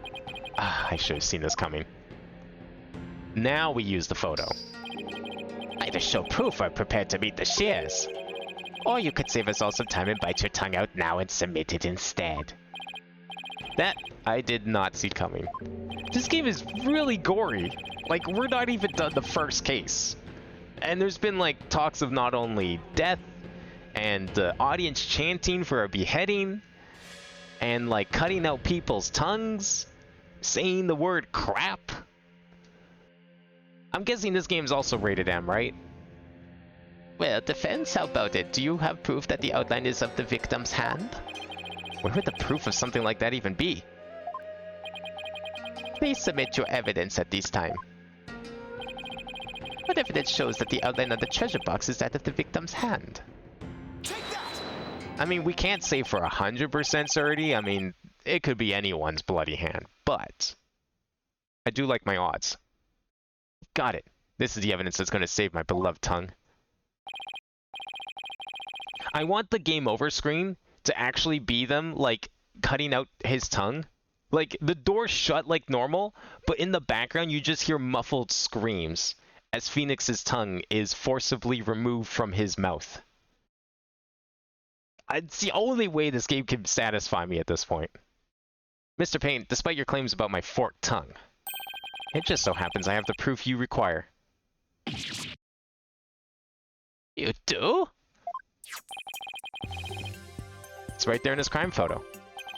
It is? Where? Defense, please point it out. Yeah, right? Like, this feels so much better than Dual Destinies did at the start. This feels like case 1 of a proper Phoenix Wright game. I love this so much. This is like such a breath of fresh air over the last game. What proves the bloodstain outline was the victim's hand? Right here, I would think. You know, funnily enough, this feels like the difficulty of the final case of the last game. Mr. Payne, take a good look at the victim's hand. Take a real good look, zoom in there, enhance it if you need to. See this? That's blood. What? Random still of Nick without a tongue, then slam the doors? Okay, well, I wasn't going to actually show it. I was just going to imply it.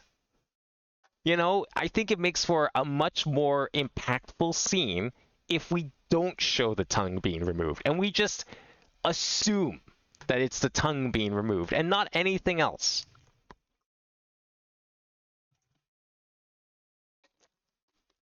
You can blame me all you want for that mental image, but if the game itself wasn't putting that mental image in your head as it was, I don't know what to say about that. I mean, what else are you picturing when they talk about tongue shears and removing a tongue? That's not metaphorical. That is literal. We place Mr. Roll's hand inside the bloody outline. You think the blood on his hand would complete the splatter? Exactly. Here goes nothing. And if they do form one complete splatter, it would prove my theory correct. Then the victim really was holding the box. I'm willing to bet my life on it. The defense reasserts that the victim was the thief who stole the treasure box.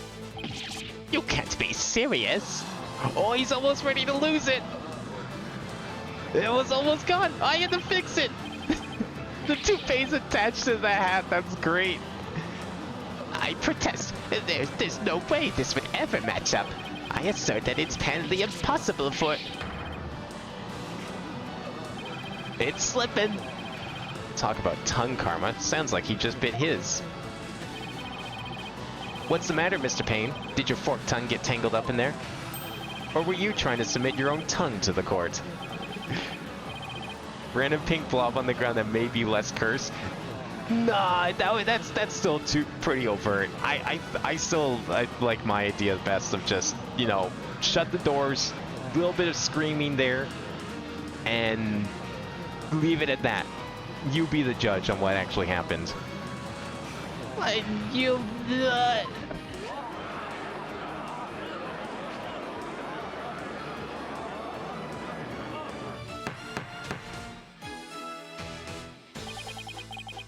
I can hardly believe it. Apparently, not everything out of the defense's mouth is a bluff. I like this version of the song too. This song's really good. Of course not, Your Majesty. This tongue doesn't lie. And I'd like to continue to use my tongue in the future too, if you wouldn't mind. He never has to know it really was bluff. No, not Mr. Roll. I can't believe it. I'm sorry, LB. I know it's upsetting news. He must have needed the money badly, probably to support his family. After all, he even gave up his dream of becoming a monk to help them. Oh, so that thing Mr. Roll would say to me. Albie, you train hard and make sure you become a monk one day. Don't end up like me, he'd say. I kind of forgot the kid was here, to be honest. Yeah, he was probably warning you not to end up a thief. Mr. Roll. Now just wait just 1 minute. If the victim was the thief and he was holding the treasure box, then that means Mr. Roll was holding the murder weapon when he was killed. Was he?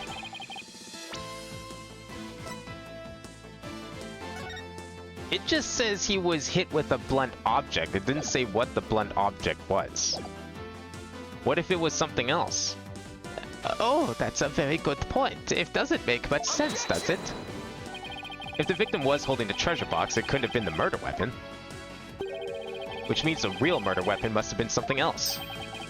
Real murder weapon? Or something else? The blood was thought to have gone on the box when the box was used as a weapon. But it turns out that wasn't the case. The blood splattered onto the treasure box the victim was holding when he was struck with the real weapon. That's what really happened. Isn't that right, Mr. Understanding?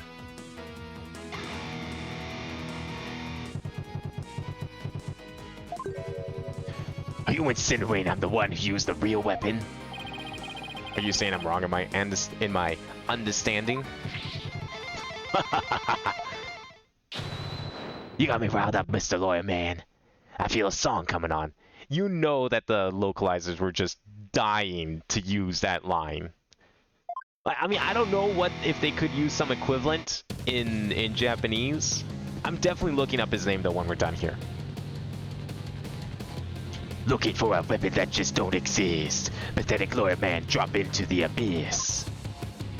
Despicable lawyer man, you make me sick. You can disappear just like a magic trick. With this lawyer man done in by a weapon, for you miserable wretch, hell doth be again. Yeah.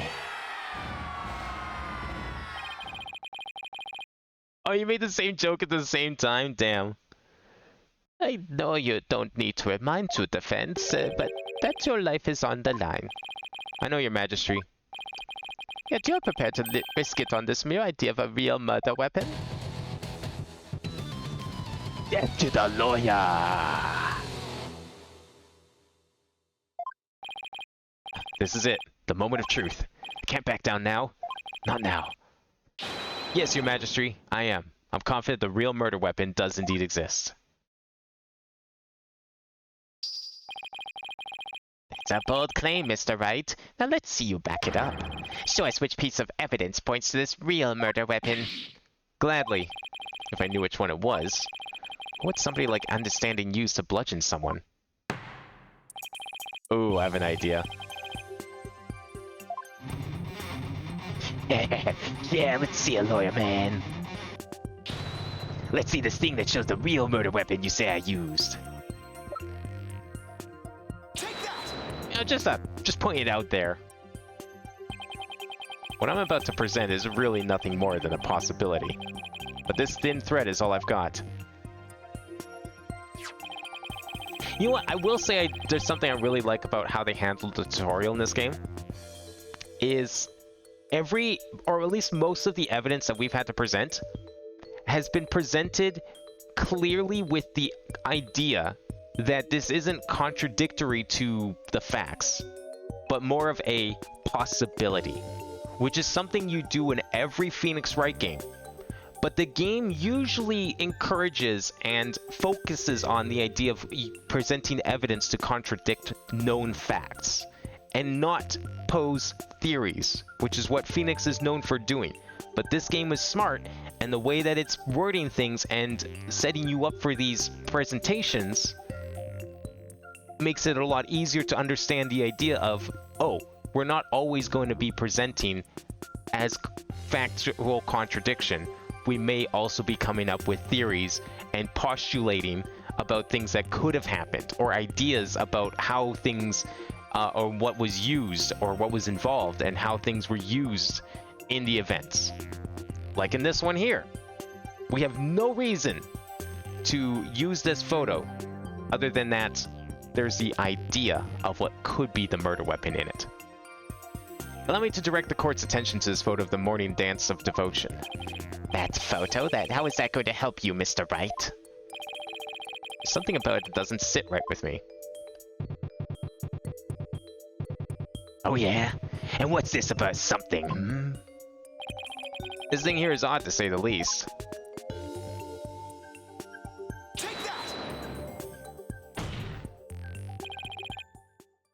Mr. Understanding, why is the instrument you're holding different from the one you're playing in the photo?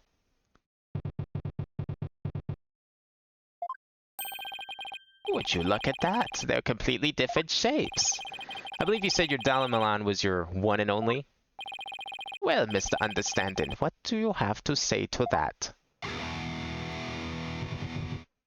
I got nothing to say. Then allow me to answer for you. They're different because the one in the photo is no longer in playable condition. Man, this guy's a rock star at heart. Right down to the guitar smashing. Not after you use it to bludgeon Mr. Roll to death.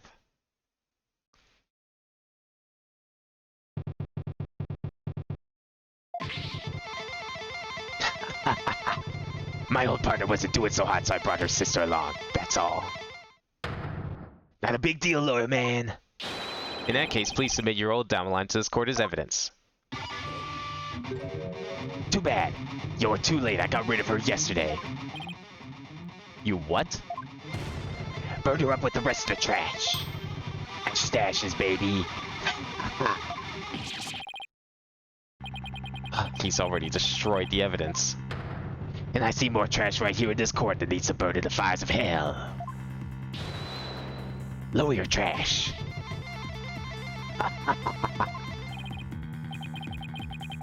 There's no proof to show. Oh, come on, that was pathetic. You ain't gonna can sound better than that. Where's that great scream of yours? What kind of guitar maneuver is that? I've never seen that one before. I think I've heard enough. It seems the defense is unable to produce the evidence it needs to prove its assertion. But your Majesty, that's only because the witness destroyed it. Evidence is everything in court. Don't tell me you've forgotten this most fundamental principle of our profession. Without sufficient proof, your claim that Mr. Understanding is the murderer is no more than conjecture.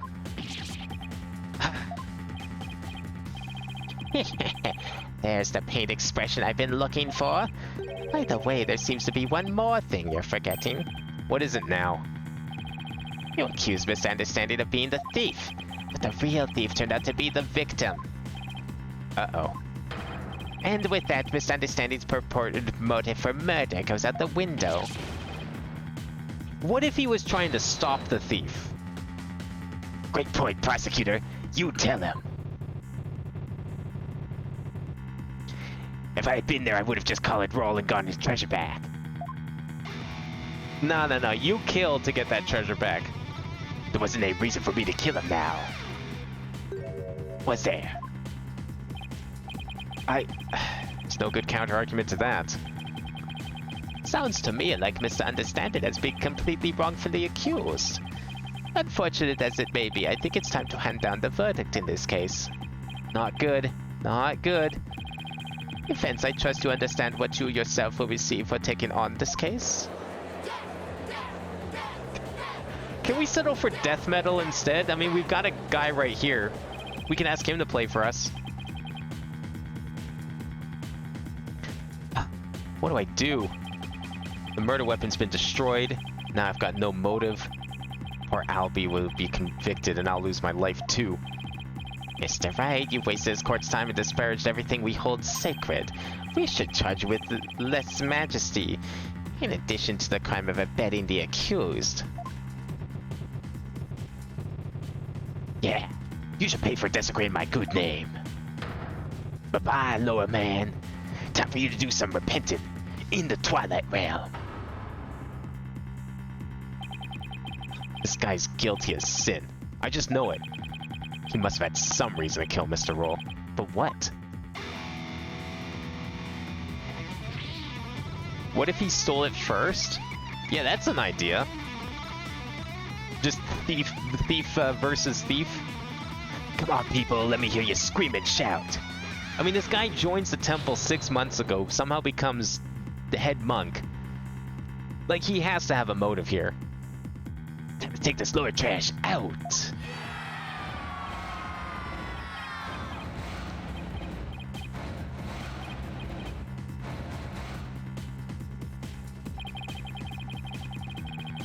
Thing to do at a time like this is to turn my thinking around. I shouldn't be trying to figure out what Understanding's motive was. I should be thinking about what kind of situation would give him a motive.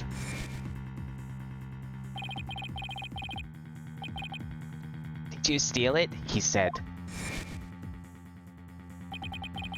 We know that Mr. Roll was the thief, and that he had gotten his hands on the box. So then why in the world did he ask Alibi that question?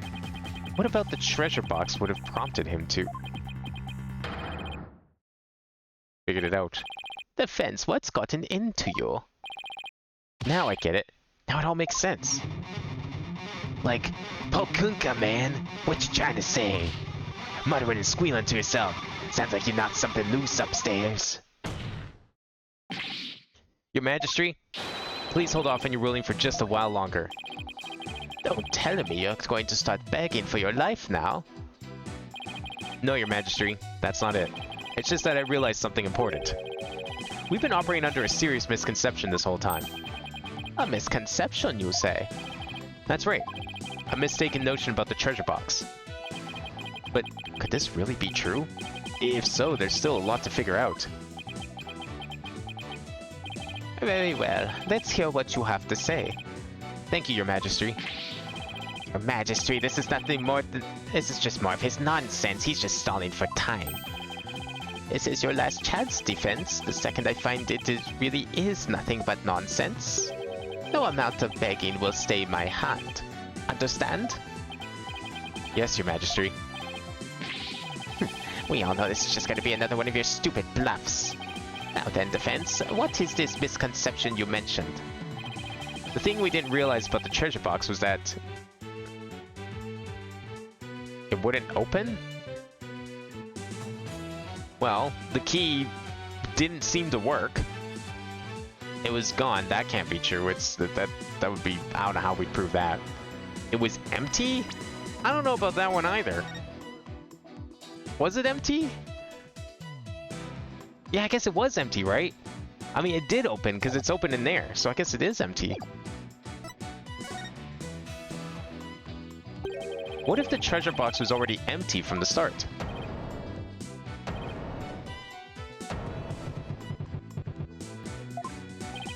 Please recall that when Mr. Roll ran into Albie on the Great Stairs, he asked the boy a question. Did you steal it? He said. Also recall that Mr. Roll was holding the treasure box at the time. So why then did he ask Albie the question that he did? That is a bit peculiar, isn't it? Not at all, Your Majesty. Not once you realize that by the time Mr. Roll got to the treasure boat room, the treasure box was already empty.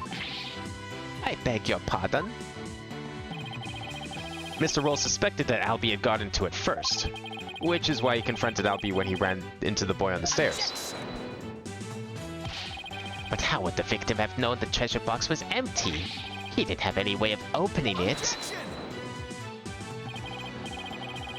Once a year, the victim had the duty of carrying the treasure box to the palace. He was so proud when he was put in charge of guarding the treasure box. He even got to carry the box to the palace for the New Year's rite. So wait, is there a chance that maybe he wasn't trying to steal? No, I guess he was still trying to steal it because he had no reason to be moving the box that day. He would have been able to tell by the weight when he lifted it that the box was empty.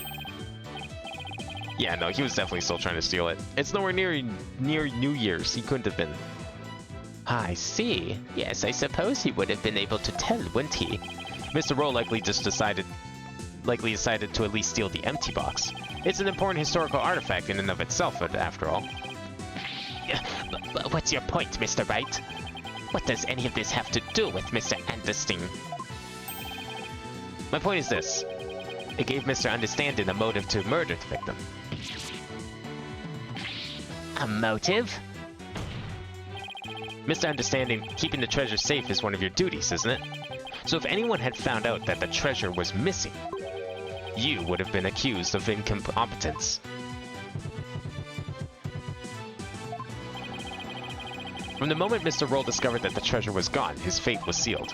Because you decided then that he had to be silenced forever. But that's absurd!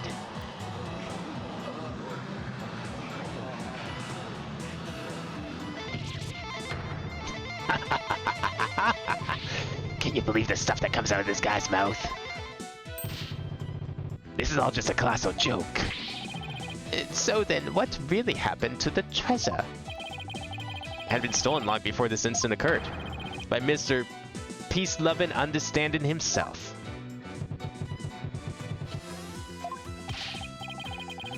Mr. Wright, will you stop at nothing to accuse Mr. Understanding?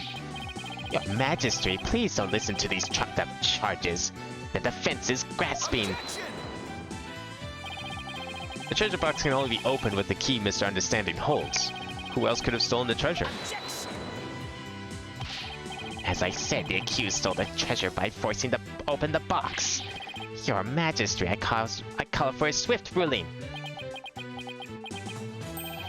I'm not ready to give my verdict yet. The defense has successfully presented a new possibility in this case. Yes, finally! A tiny shred of hope. Mr. Understanding, would you care to make any statements in response to the defense's claims?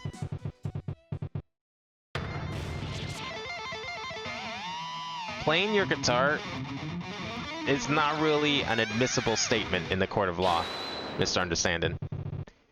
This is all bull. My dog is a rage cage and it's ready to explode, baby. Instructor Understanding, please calm yourself. I'm not gonna take it. No, I ain't gonna take it. I dutifully watched over that treasure with pride. And now I'm getting accused of stealing it? This lawyer's a lying scumbag. You better believe I got something to say. Open up your ear hole, sheeple. Let's rock! Yeah, the lying lawyer. I cannot wait for this guy's breakdown. Is this this has to be the final testimony. There's not really a whole lot more we can go off of here.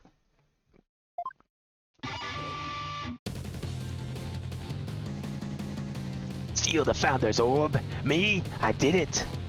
This lying lawyer's insults know no limit. All this time I guarded the orb faithfully. Sacred duty to the Holy Mother. Easy to see. Hands unclean, the accursed did the deed. Forced the box open, no key did he need. Lying lawyer, condemn him to hell. Kick him, throw him into a prison cell.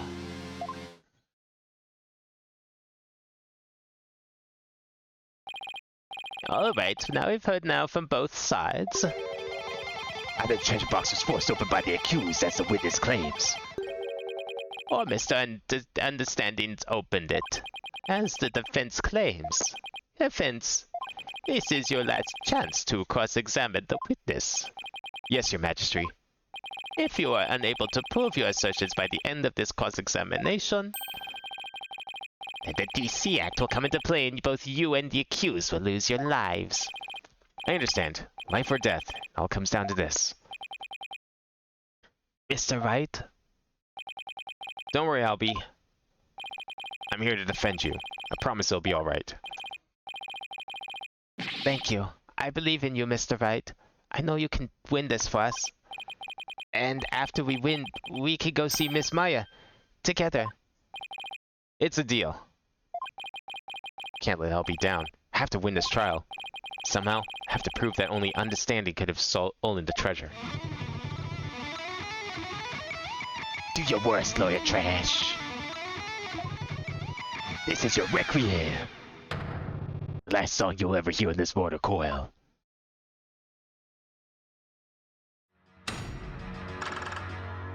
I'm kind of like half expecting him to have the orb on his person, but I have yet to physically see it yet.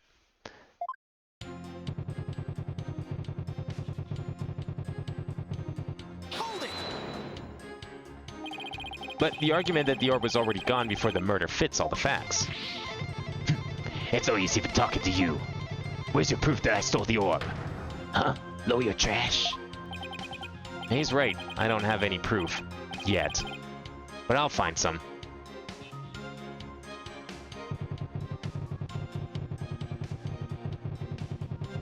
Hold it!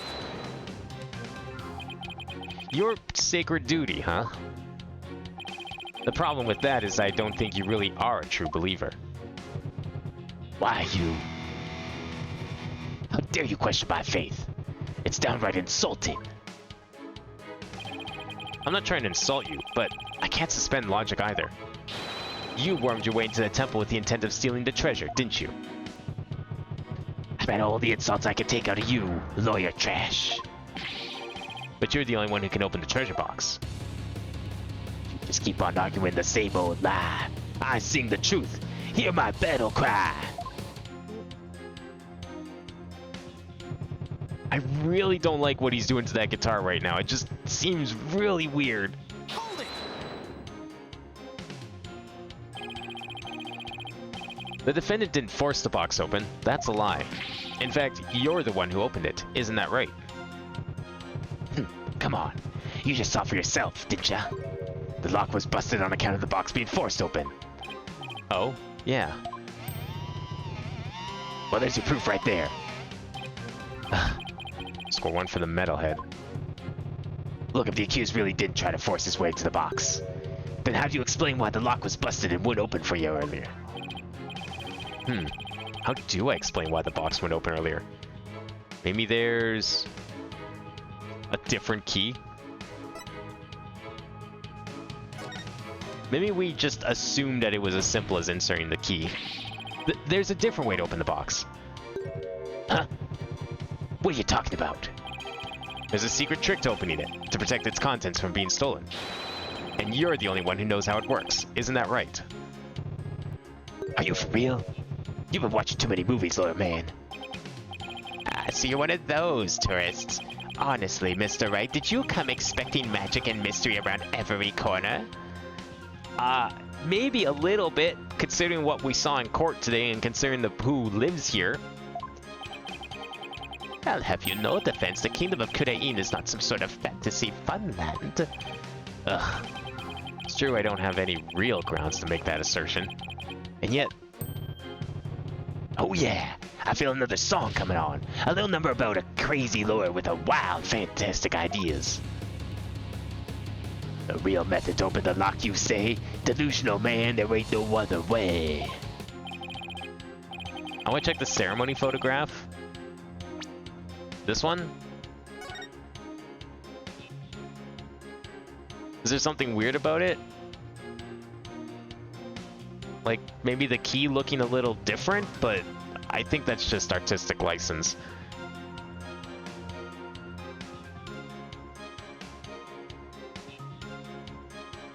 Do you think maybe it's like one of these other Magatamas that these guys are wearing? Like either hers or the judge's maybe? What if my Magatama opens it? Wanted to check if the key was different? Yeah, it kind of looks a little different, but I think that's just the way this image is drawn. I really don't think it's different. Ah, new verse. Please do add it to your testimony, Mr. Understanding.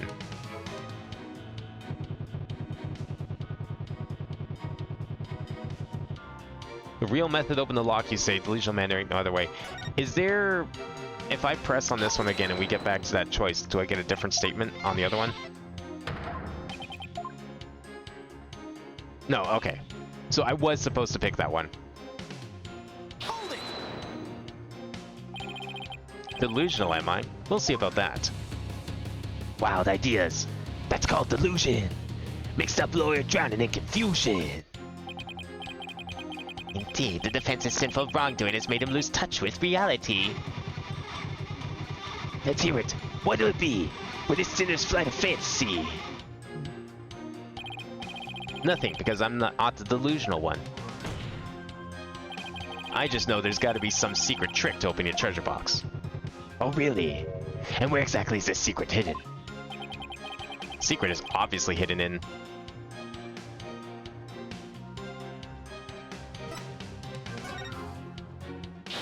There's obviously some secret hidden in the key. I'd like to examine it, if you please. You don't know when to quit, do ya? Here you go ahead. Here, go ahead. Examine it all you like. Nothing. I don't see a thing. Well, defense, what have you discovered? I'm afraid I haven't discovered anything, Your Majesty. Here, I'll return it now. I told ya! Didn't I tell ya? I'll try the other one. Yes, you told me. There's just no reasoning with this man. The accused forced the lock open. There's no other explanation. That's right. He desecrated the box by opening it without using this Mitama key. Wait, what did he just say?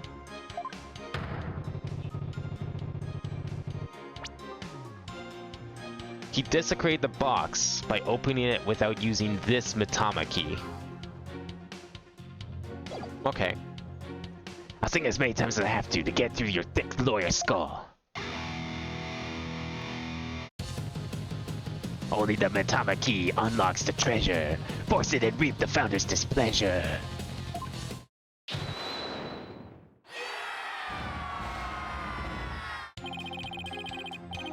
For the forgetful defense's sake, could you please add that to your testimony?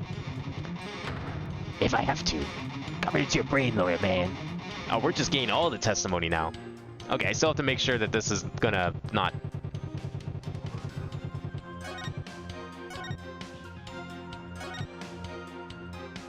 Hold it! I gotta press this one again in case we get something else.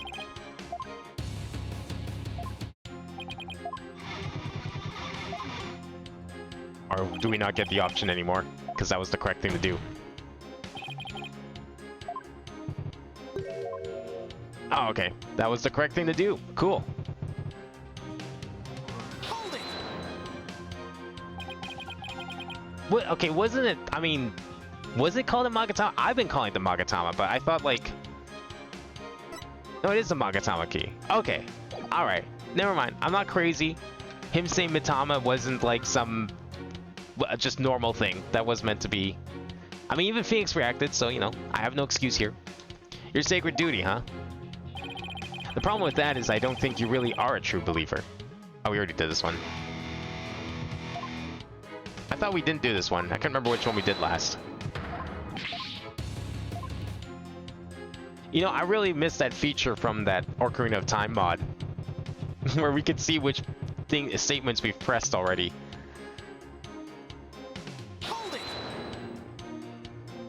Did we do this one?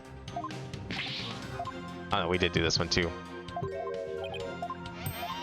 I forgot how far into this testimony we were. My bad.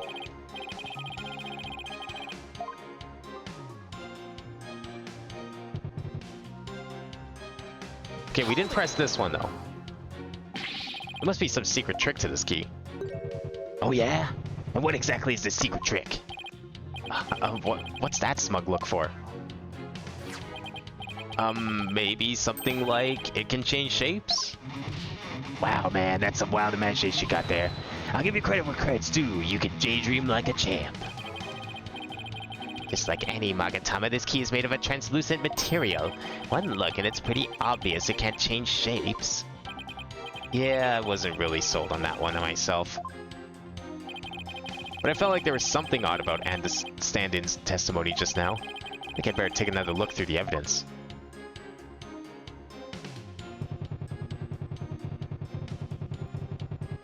Hold it!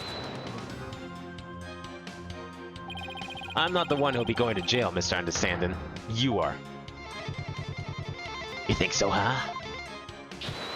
Hey, what do you think, people? It's not just me this lawyer's putting down. It's not just me this lawyer's putting down. He's insulting the Kuranism and the Kuranese people, too.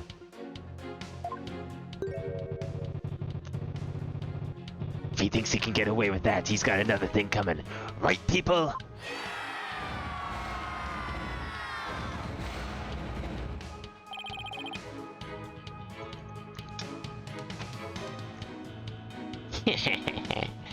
That's right, disrespectful lawyers deserve to be removed post-haste.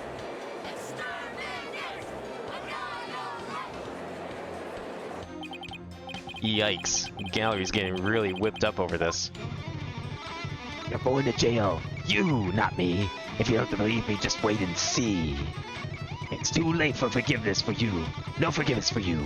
Not for me, the judge, or her holiness, too. You'll rue the day you set foot in this court. To the gallows, lawyer. You will report. What was that just now? It's like there was something odd about his testimony. Can't afford to ignore any inconsistency, no matter how small. The smallest detail could blow this case wide open.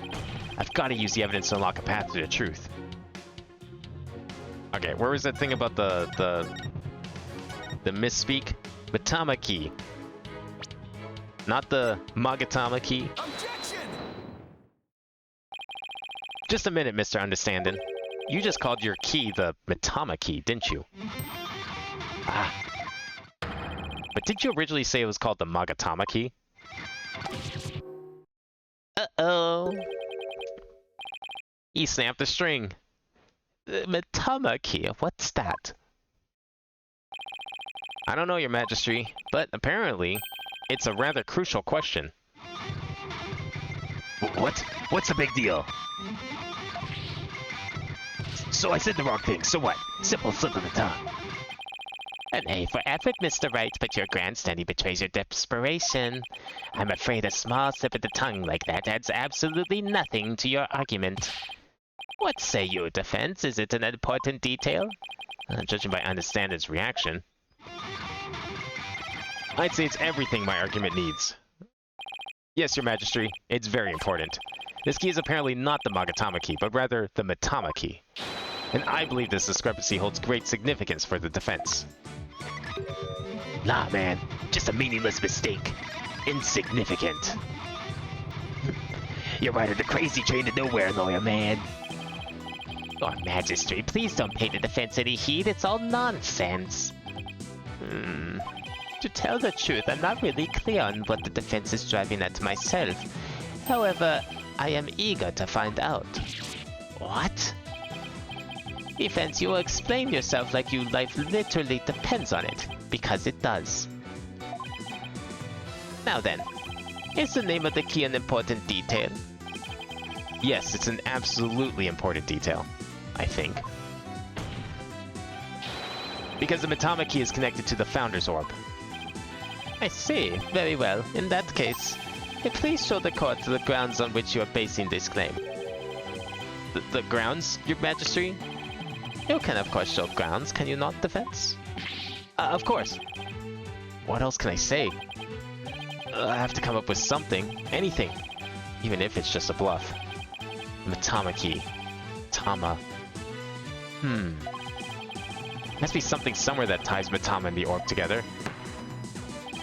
Don't keep me waiting, defense. What evidence shows a connection between the Matamaki and the Founder's Orb?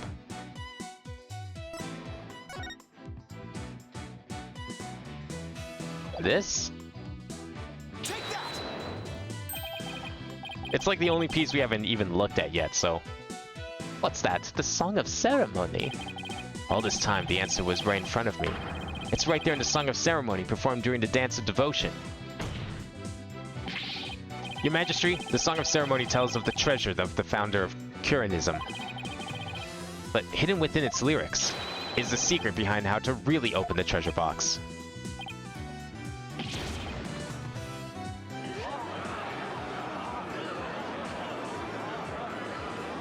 I'm still waiting for Pain's crown to fall off. It's gonna happen.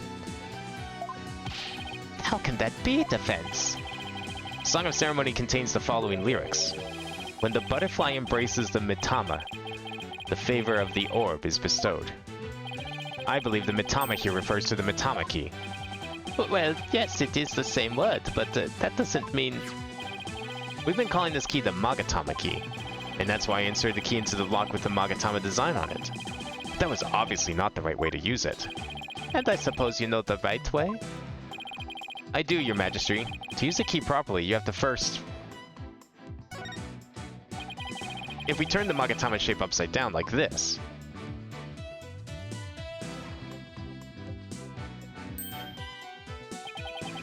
it becomes the Kurenese symbol of the soul. In other words, a Mitama. Oh my, you're absolutely right. But now what? What do you do with it? What does the song say? Let's read it. I never actually did read it. When dragon and tiger battle, the founder offers divine protection. When the butterfly embraces the Mitama, the favor of the orb is bestowed. The butterfly embraces the Mitama. Well, we know in the box... Well, I guess there's not really a butterfly symbol on here. Or can we see it when it's closed? Well, there's a butterfly on the side. I don't know. I guess that kind of counts. I was thinking like it was directly telling you how to insert the key. It's too big to fit in the lock that way. Oh, I knew he was just bluffing. Bluffs and lies are the only tools of his trade after all. there must be some other place this key fits, but where? Let's see. What were the words to the Song of Ceremony again? When the butterfly embraces the Mitama, the favor of the orb is bestowed. We get to put it in? Oh, yes. We have to actually put it in. Right there.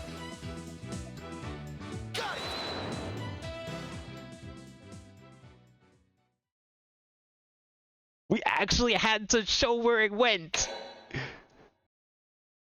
I feel like Dual Destinies wouldn't have done this. Look at all this animation. Oh my god, they got like a budget for this one. It's so much better than the last game. Holy shit. Like, nothing wrong with the last game.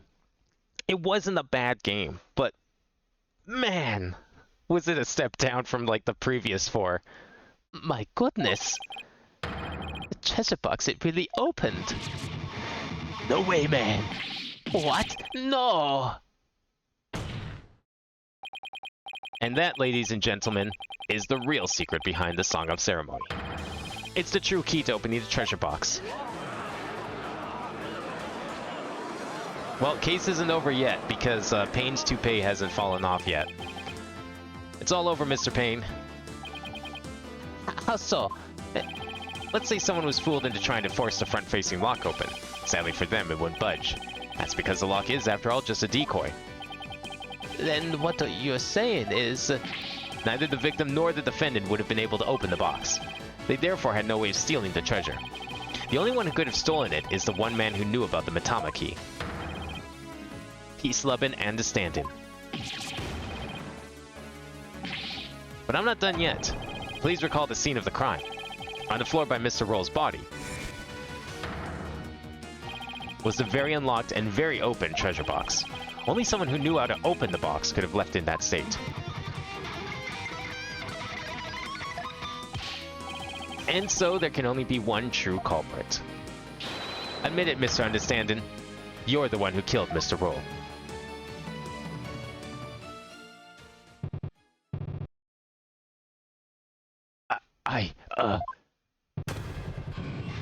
Oh, here we go!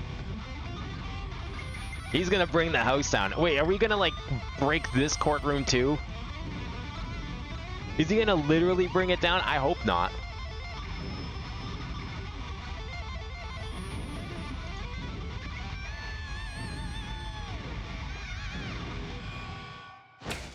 Oops. What? Holy shit!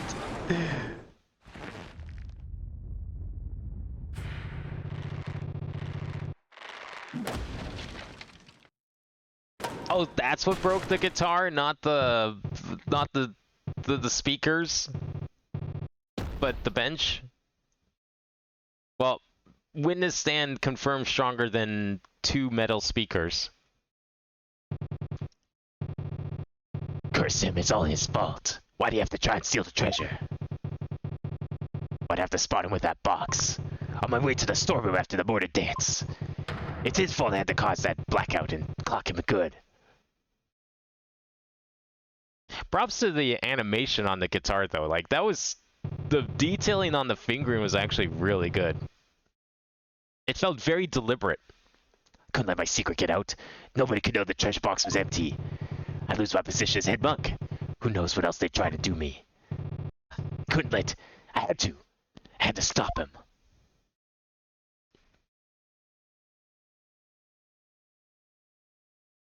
No, you know what did break the witness stand? In the last game, the explosion. The bomb destroyed the witness stand. Well, it didn't destroy it, it scathed it. A little bit of a scratch, a few chips here and there. But it's the only thing that we've seen so far that was able to destroy the witness stand. What a shocking development. I can scarcely believe it. Nothing like this has ever happened since the DC Act was enacted 23 years ago. No, my perfect, unblemished record, it destroyed. the incredible pain ruined. No!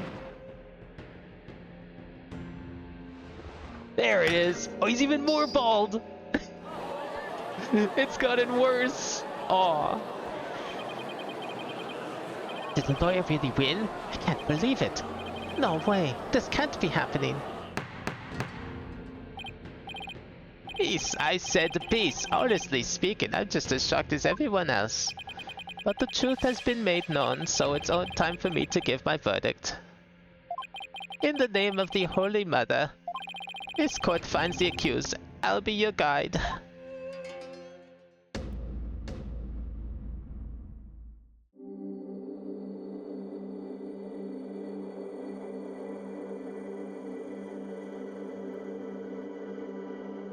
Oh, no confetti this time, hey? Is that like the soul of the victim being released?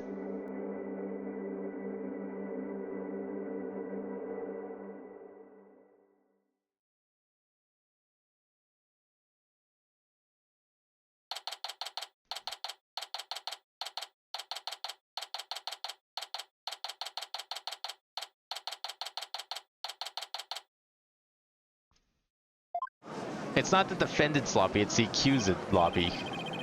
There's still quite a commotion. People from the gallery show no sign of clearing out. Can't believe it, not guilty. I'm still in shock. Can you believe that guy? I can feel everybody's eyes on me. It's not to be happening, it's impossible. Oh, Holy Mother, preserve us. I've never been in the defendant lobby quite this uncomfortable. Mr. Wright. Oh, LB.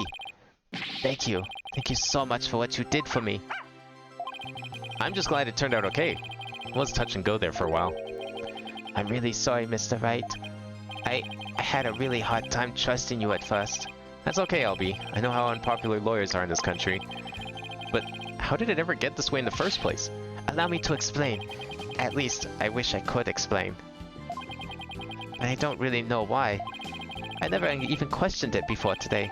And by the time I was born, all the lawyers were already gone. And as far back as I remember, verdicts had always been based on her benevolence's insights. Right, Rafa, the royal priestess.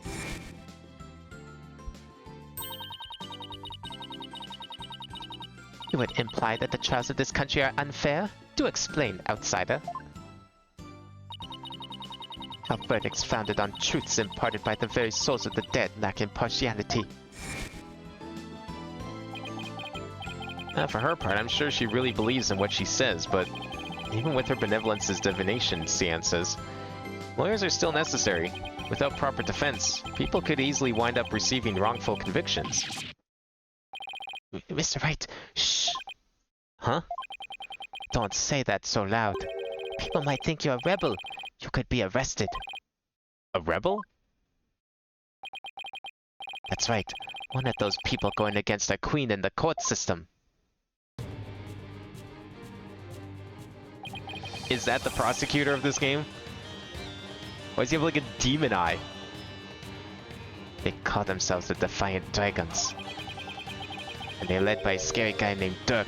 Oh no, right, Dirk like walked out of the courtroom, so he probably can't be the prosecutor. They'll do anything to overthrow her eminence, even commit crimes. Dirk? I remember people in the gallery mentioning that name. The things you're saying sound a lot like the stuff they say. But you're not scary like that Dirk guy.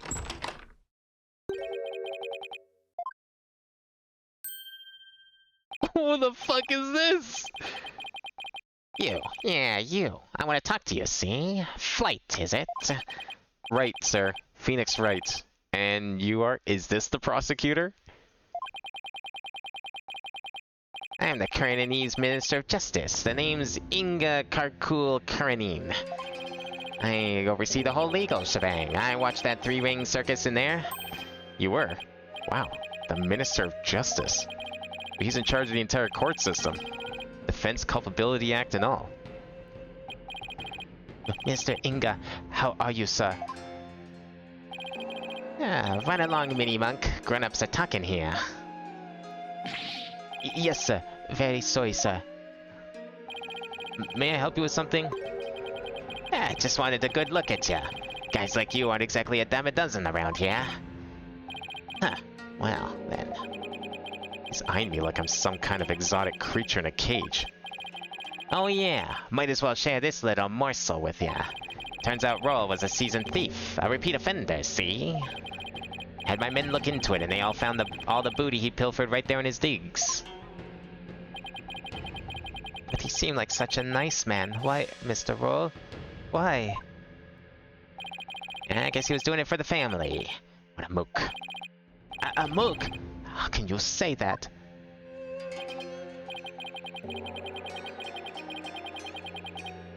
The prosecutor's way gayer than this guy is. Damn it, I was kind of hoping he was the prosecutor. I want like a mafia prosecutor. Guess that kind of sob story gets your common folk all misty-eyed, huh? Anyway, another thing. And my men check out that understanded fella too. He wasn't the one with the sticky fingers. It's the insurgents. What? Yeah, he put the squeeze on our head monk, apparently. So he gave up the founder's orb and tried to keep it hush-hush. Wow. I see. Thank you for letting me know. Yeah. Say, White. That was a cute little number you pulled in my courtroom today, wasn't it? First not guilty ruling in 23 years. You're making waves, see? Still in the pot. Catch my drift? Oh, well, Yikes, I'm in for it now. Yeah, but thanks to that song and dance, we know our precious national treasure got nicked. So I'm gonna call it a wash and let it slide this time. But all I did was defend the accused. Yeah, you do best to read between the lines here, chump. You're standing on thin ice, you get my drift? Even in a dirty, no-good Nick punk knows how to cash in his chips before the house steps in. Do us both a favor and keep an eye on the path you're walking down. You never know whose toes you might be stepping on. This ain't your turf, buddy. Never forget whose soil it is you're standing on.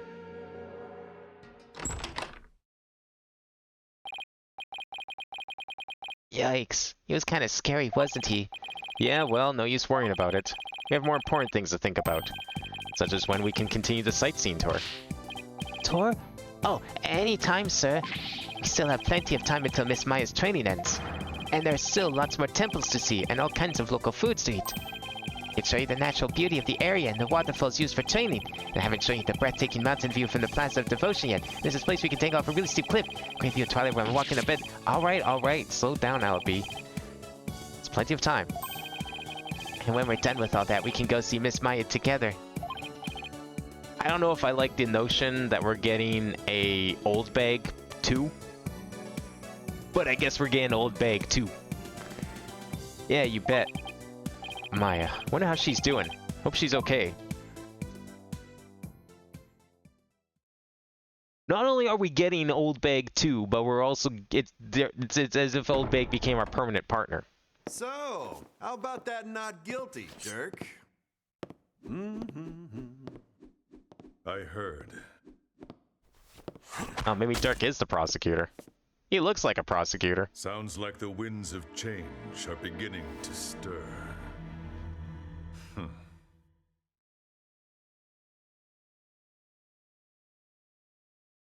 All right, already way better.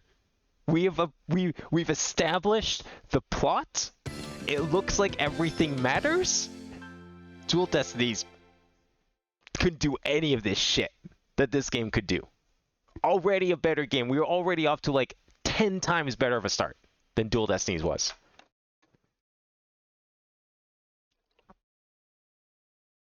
Very big fan of this game so far. And we haven't even gone to the good stuff yet, but I can already feel that this is going to be a better time. No, that's true. Yeah, Dirk, I don't know. He looks like a prosecutor, but you're right. He was a defense lawyer. That's what they were all saying, so I don't know. We'll probably get to see him at some point. This plot looks very interesting and like completely different than anything we've done. You know, they tried to do like the whole like the dark and super, you know, mature and tense plot in the last game, but it just fell on its face. This though, this looks like they're doing everything they wanted to do with the last game, but couldn't. Or they just figured it out at some point in between the two games. I like it. I like it a lot more. Now, the only thing that remains to be seen is the gameplay, because we still don't know what the investigations look like. Are they going to be streamlined like the last game? Are they going to kind of, pull back the old stuff and we get more interactivity? We'll find out in case number 2. Maybe we'll get to see Maya again. I don't know. Apparently, we're going to be swapping between Phoenix and the other 2 for each of these cases. So it'll be interesting to see how that works. All right. Well, that will be it for today. That was a very good and exciting first case. Very much looking forward to the rest of this game. I've heard people call this game good, and I'm starting to see why. I definitely agree with the notion that Dual Destinies was kind of meh, and this game is a step up from it. And if we're gonna get this kind of quality with like the next 3 games, this one and the 2 other spin-offs, then I am all for it. And I can't wait to play the rest of these games. It looks like we came out of the lull that is one game, and we're going back to the highs as the rest of the series. But yeah, that'll be it for today. I'll be back tomorrow with some Vivid Stasis. We'll start playing through that. Got some more Minecraft on Friday. Metroid finale next week. And then we'll start case number 2, the Magical Turnabout, next Tuesday. So thank you all for watching tonight. I hope everyone enjoyed, and I will see you next time.